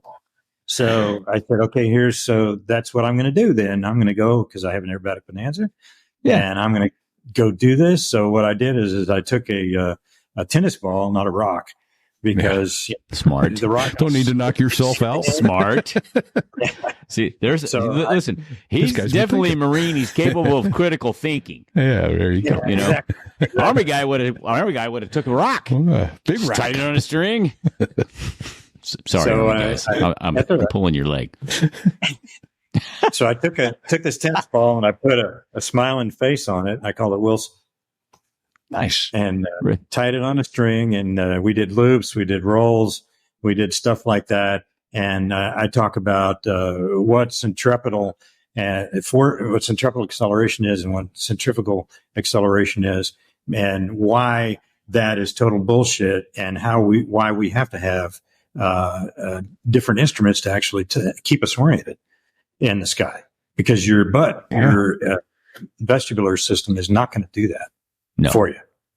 No. So that's probably one of my favorite videos. We learn these lessons over and over and over. So I'm going to watch that video because I kind of want to see the whole tennis ball thing hanging. Where's the rock? Yeah. What does it do? Where's the rock? What's it do? Yeah, I know what it's going to do, but I want to see the video. That'll be awesome. Yeah. I had everybody. I started this as, okay, I want you to think about it. I'm going to do this, this, and this. Tell me think about what the rock is going to do, and then you're going to see what it actually does, and see if you get it right. So that was, and you always know where the ground is, except when you don't. Except when you don't. Yeah. Oh, amazing. Sticks is saying he likes the discussion, Gunny's discussion on a V-tail bonanza in high DA. That's at the altitude. Yeah. Yeah. Oh, the Telluride accident? Yeah. I think that was it, yeah. Yeah. You want to talk about that real quick? Because that's fairly recent, the last few years. Yeah, it was a couple of years ago. Yeah. So, real popular guy who was a Embry-Riddle graduate. He's flying for United. And he and his wife are both, I'm not sure if she was a pilot. She might have been a flight attendant, but they're very enthusiastic, very dedicated to plus flying. a very photogenic couple. Both very attractive pillars of the community, so to speak. Yeah. And so they go to Telluride, they get married, and then they're leaving, I think the next day maybe. And the first flight, because the ADSB shows them take off, and then they go to the north and they circle around and go a bunch of whole different bunches of ridges. And then they come back through Bridal Veil Falls and then land again at Telluride. And that's actually a very important sorting. So usually when I do an accident investigation, I want to bracket and see what's happened recently. What's the path? And there was about an hour plus break between the flights. So then he took off and he goes straight to Bridal Veil Falls. And what he's looking at, and I talk about it, is there's a basin just on the other side of the falls, and that's where the crash occurred. But just beyond the basin, within about 2 to 3 miles, he has an enormous ridge line to cross. We're talking off the top of my head, 3, 4, maybe 5,000 feet. There's no way he's going to clear it. Yeah. No way. And he's already at about 10,000 feet, right? When he takes off just Telluride. 10. Yeah, just over 10 when he goes in there into that basin. And basically he hits the basin and fades to the north side and does a right turn and then departs the airplane and crashes in the basin. And he had flaps down, half flaps. And that's significant. So half flaps will give you a little bit of extra turning ability, slow speed. But you also have some drag. I mean, the half flaps actually gives you probably more lift than drag, but it gives you more drag. Well, and at that density altitude they were at, that was probably you're probably looking at more drag than lift at that point. Yeah. Now, so the earlier sortie though, was it an attempt to get out of there and they called it off and came back, or was it like just a quick sightseeing tour? Or the amazing thing about my videos, unlike one YouTuber who tends to piss people off all the time, he zaps them and then pisses them off. I don't try. I never talk about what their name is. And frankly, like I said earlier, it's an action review. Any one of us could get in that same situation. Right. So any one of us. That's the important and thing. if you think you can't, you're not long for aviation. Exactly. Yeah. So that's a good point. So I did. In this case, the guy's father got in touch with me, and he told me what really happened. So, and I didn't post a video on it. And what happened is they had the two photographers that were there for the wedding that did the wedding. They were looking for a place to get the shot with the S-35 with the airplane. All right. Okay. So they wanted to be on low level with the photographers there so they can get a shot. And that's what that whole sortie was. That's why it's significant. And they were on the ground long enough for the two photographers to drive up to the top of Bridal Veil Falls.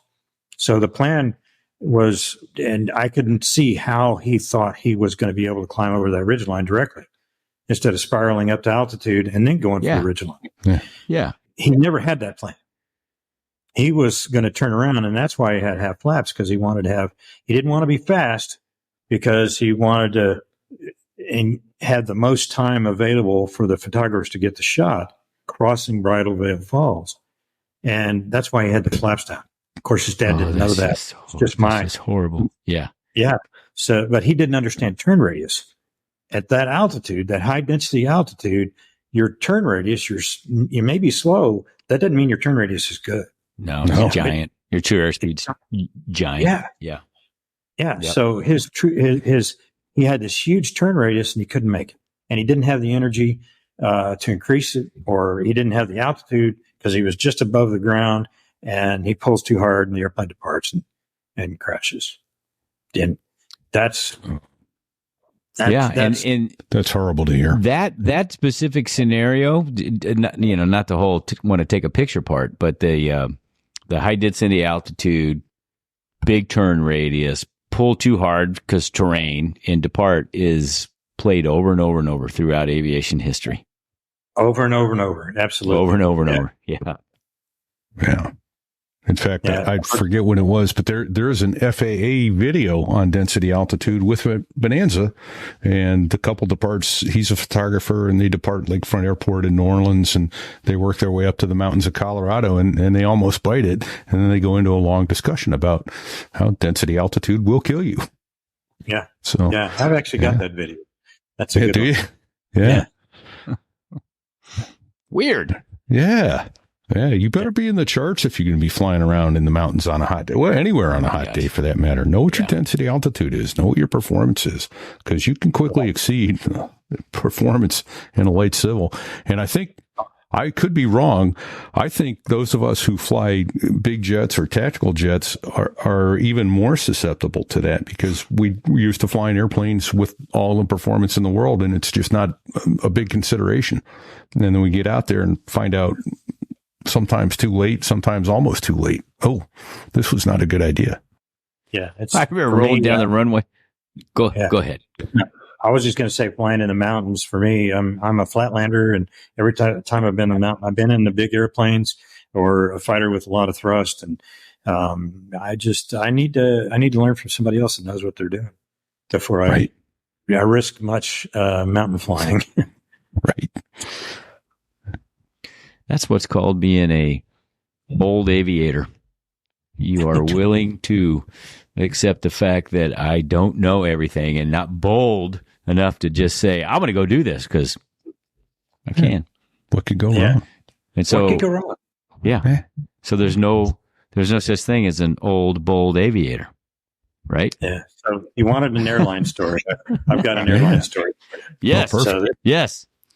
This is actually why I am on the upset prevention recovery training soapbox. It's one of my things, and it would happen to me. So I'm flying a Fokker F-100 for American, and out of Chicago, and I'm in the east somewhere. I can't remember, New York, coming to Chicago, and it's a really beautiful day. Winds are pretty high, and they're landing on 9. You know, they have 2 runways, and they're landing on 9. And what they do, I don't know if you guys fly to Chicago or DFW. They do the same sort of. Yeah, DFW Chicago. DFW is north-south runways, and Chicago's are east-west. But they do the same things. They bring you in, and they build a long train with holes in it. And then if you're from the opposite direction, like this day, that long train was the west, and they build a hole in there for the people coming from the east. And basically, you do a 10,000 foot downwind, and then you vectors to turn in, slot in behind, and join that conga line to shoot the visual and land. Yeah. And on this day, they're vectoring me behind a 7.4. And, okay, once upon a time, I used to have radar, I could just, and I know how far he is, lock him up, and I know where he is and how far he is. I'd have situational awareness, and I'm looking out the window knowing that, big airplanes are very deceptive about how far they are and how fast they're going. Yes. And I'm thinking, this guy's closer than he should be, so they're vectoring me in really close. Hey, the controller's not going to get a deal, right? Turns out that's not quite true. They tend to run people a lot closer than the official rules say. But so we're behind the 7.4, coming up to the final approach fix, gear flaps. I'm configured, and we're just set for the IF to start descending, and all of a sudden the airplane starts shaking. This is the burble of the stall, and we're on speed. I go, this can't be right. What's going on? I look at the airspeed, I look outside, and then we hit his wake, and it's like, boom. I'm in about 70 degrees of bank, and the nose is holy shit, 15 or 20 degrees. Yes. Holy shit. Right then, just like that. And I shove the throttles all the way because I'm flying, so I always have my hands on the throttle. I just shove them to the firewall, and I unload, and then coordinated aileron and rudder, and I recover. And while I'm doing that, I said, I'm sorry, I wanted the power. And the captain says, I just want to make sure you had all the power there is, man.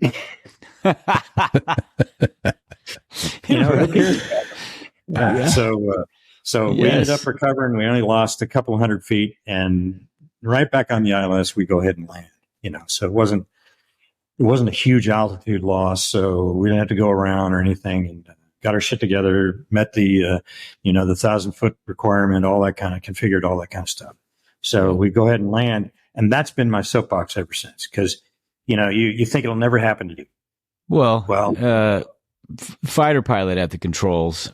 No, I'm not knocking the people that aren't fighter pilots, but fighter pilots are used to being in unusual attitudes, and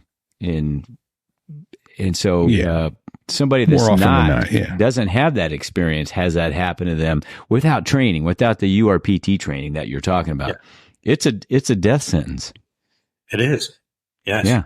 So well done, sir. Well done. Yeah. Thanks. That's terrifying. It is. My palms are sweating right now. I probably read about that. Did you guys? Obviously, you guys did FSAPs and that sort of thing. Please tell me you did that.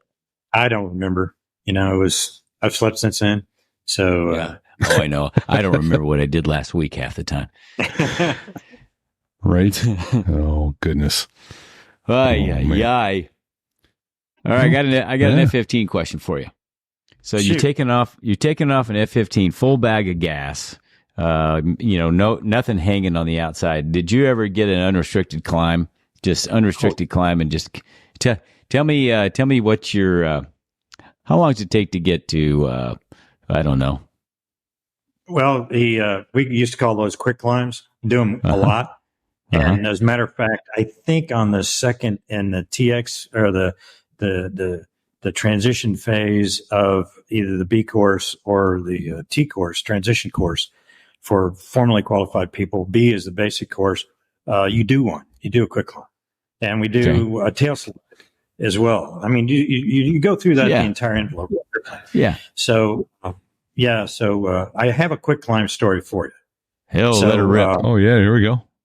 Yeah, I got to take a jet to Oshkosh in '96, and it was the year Snort Snodgrass was there with the F-14D Plus, the big motors, and he's doing a routine. It's impressive. It really is. Put a lot of thrust on the airplane, and remember, enough thrust on a bridge, it'll fly. So it was doing cool shit. But the thing that was really pissing me off about it was everybody that would come up to the airplane, because the Eagle has two tails, the F-14 has two tails. They think it's the same thing. Yeah. Yeah. It's like, God, I'm so tired of that stuff. So when it came time to leave, I asked for a quick climb. I want clearance to 15,000 feet. And they said, sure, we can do that. And so I told them, this is what I want to do. I'm gonna take off, and a little bit of a show. I'm gonna take off. I'm gonna leave it in burner, low altitude, and then turn around over Lake Winnebago, and then come back to 1.8. And when I get to show center, I'm gonna do the quick climb, standing on its tail. So I do that.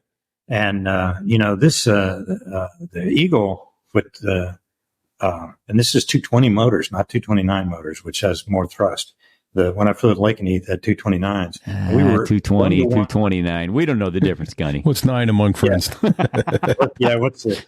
So the 229 motor for the Eagles at Lakenheath, you were 1-to-1 thrust ratio on takeoff in an air-to-air configuration, which is what you just mentioned. So it was truly awesome. So this 220 motor airplane, I go around, I leave it in the burner because I got plenty of gas. I come back around, and I'm doing probably 500-ish. When I get to show center, his Aeroshell Square there, and at the time, Boeing Square, I think now. So at that point, I just went whack 5 Gs into the vertical, and then I roll. So I can, I make it at 15,000 feet. I'm going to, it ends up being about a 3-4 G turn at the top. So you're hauling butt. It's going to take me less than a minute to get there. Yeah. And so I'm vertical now, passing 3,000 feet, and the tower controller says, hey, we need you to level off at 3,000 feet. Yeah, good luck with that. I can't do that. No, but I can if you don't mind me going to 15 first. Well, I said, I might be able to give you, 5-ish, so let me do what I can do. So, I just do a brake turn because I still had a lot of smash. Do a brake turn, level up, put it and leave it in burner, and out I go. Yeah. So that's impressive. So from the F4 transition to the F-15, just BFM stuff, F4 was fairly high wing loaded. F-15 is a kind of a light wing loaded. So I'm guessing when you started doing BFM in the F-15, you were like, oh shit. Yeah. Yeah. It was different. We did BFM in the F4, and it was all energy management. You didn't have an awful lot of energy. You run out real quick and you grovel. And that's basically the Sounds like a Harrier, Fig. Yeah. Yep. I like a Harrier. You had your one bat turn, and then that was it. You were done. That was it. Well, in the Eagle, especially the 229 motor airplane, you would have to manage. So instead of parking it in burner all the time, you got to be careful, because if you leave in burner before you know you're doing 600 knots, wondering why the guy's converting on you when you're doing 9 Gs. Right. Because your turn radius, your turn radius is as big as a B-52's turn radius. Exactly. Yeah. So, you got to manage your speed. And that's the key is that it was just so fun to fly because either they're offensive or defensive. Visibility was fantastic. And the feedback on the airplane. Flying the T-38 and then the F-4, it's all about how much the elephants are dancing on your wings. Yeah. And you're max performing the airplane, the elephants are really pounding on the wings. And the F-15 is just a fantastic airplane. You still get the buffet, but it's not, severe energy deficit kind of a thing. It was an amazing airplane to fly. I can only imagine. Yeah. I can only imagine.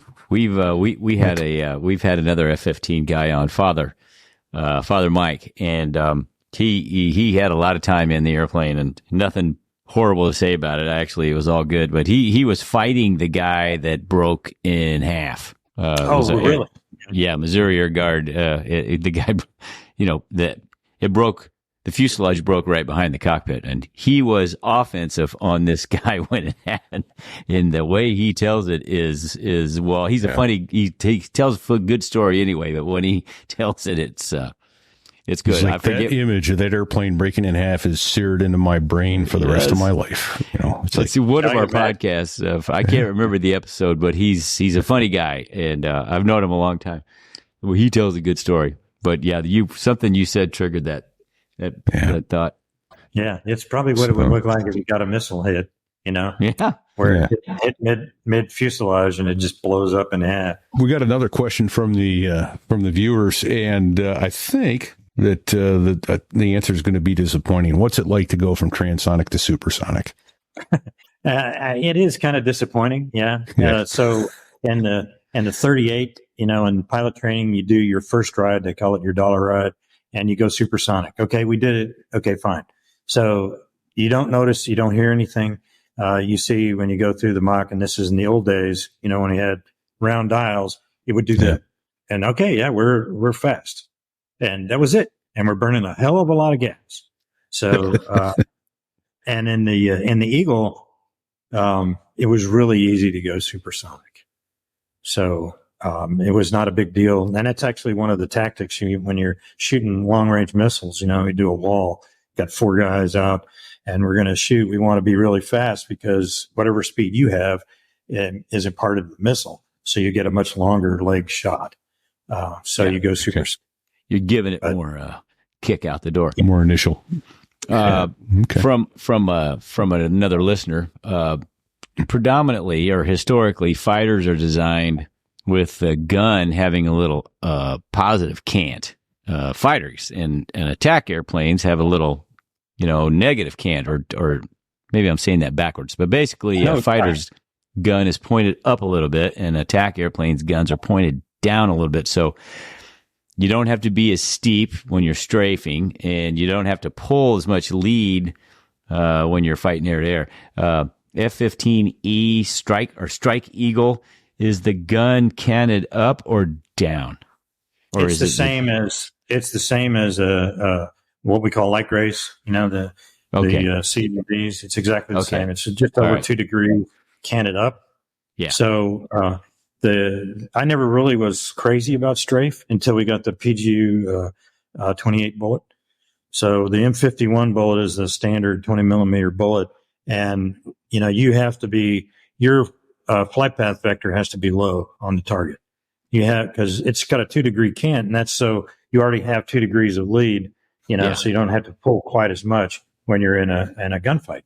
So when you're trying to strafe a target, especially with that bullet, because it had a max range, I want to say, it was probably effective out to about 1,500, 2,000-ish feet, depending.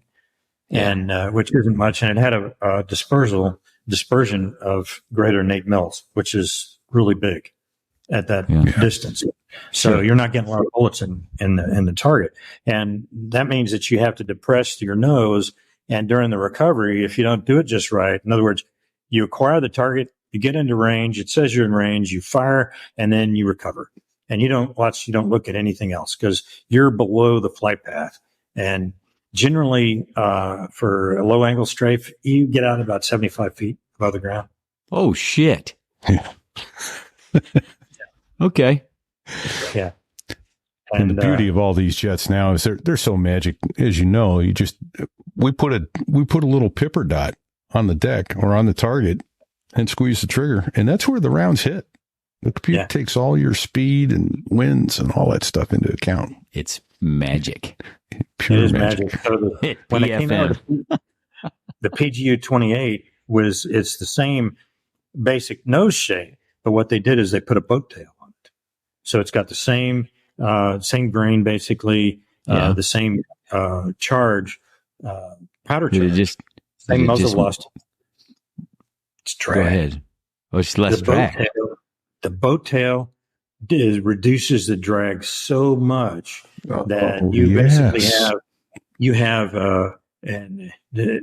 I have slept since then, but I think the dispersion is about 1 mil at 6,000 feet. That's crazy. It's like a sniper. It's like a sniper bullet being fired out of a Gatling gun. Exactly. Yeah. It's what it is, man. It is truly amazing. And you get standoff. Cool. I mean, you could do the snapshots are amazing. It's really cool. So here's a little story. I can't remember the name of the battle in Afghanistan where Strike Eagle strafes the guys that are trying to. I think it was a downed helicopter, and I can't remember the name of the battle. It was kind of famous, but last minute, kind of a last ditch thing. The Strike Eagle guys strafed the bad guys and saved the good guys. And I was one of his instructors in the transition course. Nice. So, yeah, it's like, okay, I don't know how to strafe for shit, but he does. Well, apparently you taught him pretty damn good.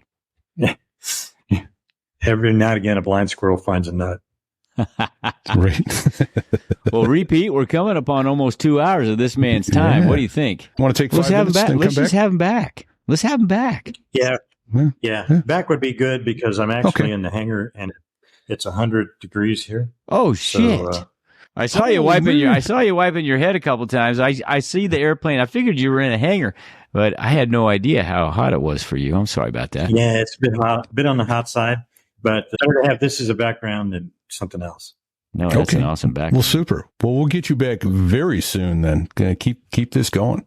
We absolutely love it. And thank you for your time. Thank you for your service. I enjoyed it. And remember, any story only has to be 10% true. That's right. Well, and once it's on the internet, it becomes all true. Isn't everything on the internet true? Absolutely. Come on. Although I do have to say, he was a wise man. I think it was Abraham Lincoln who said, you can't believe everything you read on the internet. But you may not be able to talk about it. Did you say you and Juan are considering doing something together? Yeah, we've done a couple of episodes of a podcast we call BS Works. And we have, it's sporadic. We don't really have a schedule right now, but one of the fun ones we did was we talked to this guy named Larry Lee, who was flying an L-39 at Reno and had a midair, and another airplane hit him and almost knocked his tail off, actually knocked it into the cruciform. And he has an incredible story. He did an amazing job, lived to tell the tale, and set the airplane down. Europe landing, but survived. And it's just tremendous. That's fantastic. Oh, well, so I need to know when that's coming out. I want to hear that. Yeah. Well, it's already on. It's called BS Works, and it's already on FlyWire. And I haven't actually figured out how to do all the podcast thing, put it out there as a podcast, but I will. Oh, that's outstanding. All right, well, thanks, thank you. Gunny. Yeah. And thank you also to you from Chase Cole. He says, awesome. Thanks, Gunny. Such an enjoyable show tonight and a great way to end the weekend. Excellent as always. And can't wait to hear more Gunny stories. Never ending fun. Chase actually runs our social media Facebook group and is doing a great job for us there. Much appreciated to you for that, Chase. We also need to thank Dave Hamilton over at Backbeat Media. He helps us put this show together, gives us the knowledge and the know-how to do that. This week, as this show comes out, we're going to put another show into the feed, and it's called The Compulsive Storyteller. And we're going to put one of his episodes in there called Me Too, Mom, about his mom becoming one of the first female pilots in the World War II era. And he's going to put our show with Tammy Joe into his feed swap. So little feed swapping going on there, trying to expand audiences in both directions. So we really appreciate that. 2 new pilot patrons this week. Peter Duncan, thank you very much for joining up. And then Call Jason sign Donuts. Duncan, there you go. Donuts. Well done, Fig. And then Jason Spears really stepped up and he threw a couple Benjamins in our direction, but he tasked Fig with coming up with a call sign for John D'Angelo. D'Angelo. John D'Angelo, who turned Jason onto the show. So let him have it, Fig. Well, his call sign is... But explain why first. Well, he lives in West Virginia. Let's just start with that. And, of course, his last name. So his call sign is Degabilly. Outstanding. Degabilly. John Degabilly D'Angelo. All right, a couple other quick things. We do have a glossary page, so if we've used a term and you don't understand it, it's not on the glossary. Write to us at fig@sothereiwas.us, repeat@sothereiwas.us, or sticks@sothereiwas.us. Ask us to get it on the glossary page, and we will make it so. Send us a photo of where you're listening to the show. We've got one from Mount Fuji. We've got one from Vermont. We've got one from New Zealand, and we've got one from New Jersey so far. We're putting those up on the Facebook group. Get those out to us, folks. Let's get a bunch more of those. Absolutely love. Someone said, well, this place isn't that cool. Well, if you're listening to this show, it's cool now, baby. So that's right. That's totally right. And then some gear. Where are you going to get some cool So There I Was gear, Fig? At the merch store. So there I was.us/merch. Indeed. And finally, 2 last thank yous tonight. First of all, to our sponsor, Babbel, at babbel.com/so there I was. Get 55% off at your language learning journey. Get started on that right away. Muchas gracias. What Fig said. I'm really working on my Espanol, man. It's there awesome. You go. And then there's a couple other folks. I always seem to forget who they are. Who are they, Fig? Well, those are the 2 F-16 pilots that make the Air Force sound good. They are. Dos gringos. They are indeed. So here they come. Thanks very much for letting us use your music, gents. Thank you again, Gunny, for coming in with us. We're deeply appreciated. Absolutely. Thanks for having me. Until next week, you're most welcome. And until next week, everyone stay safe and check 6.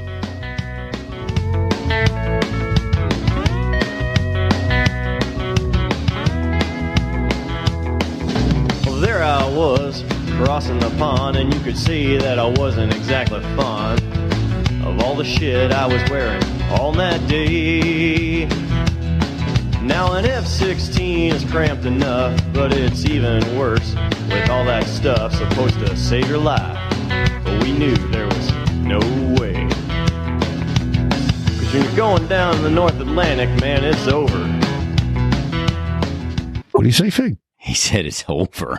Yeah, it is. I want you to kill every golfer on the course. Correct me if I'm wrong, Sandy, but if I kill all the golfers, they're going to lock me up to throw away a key.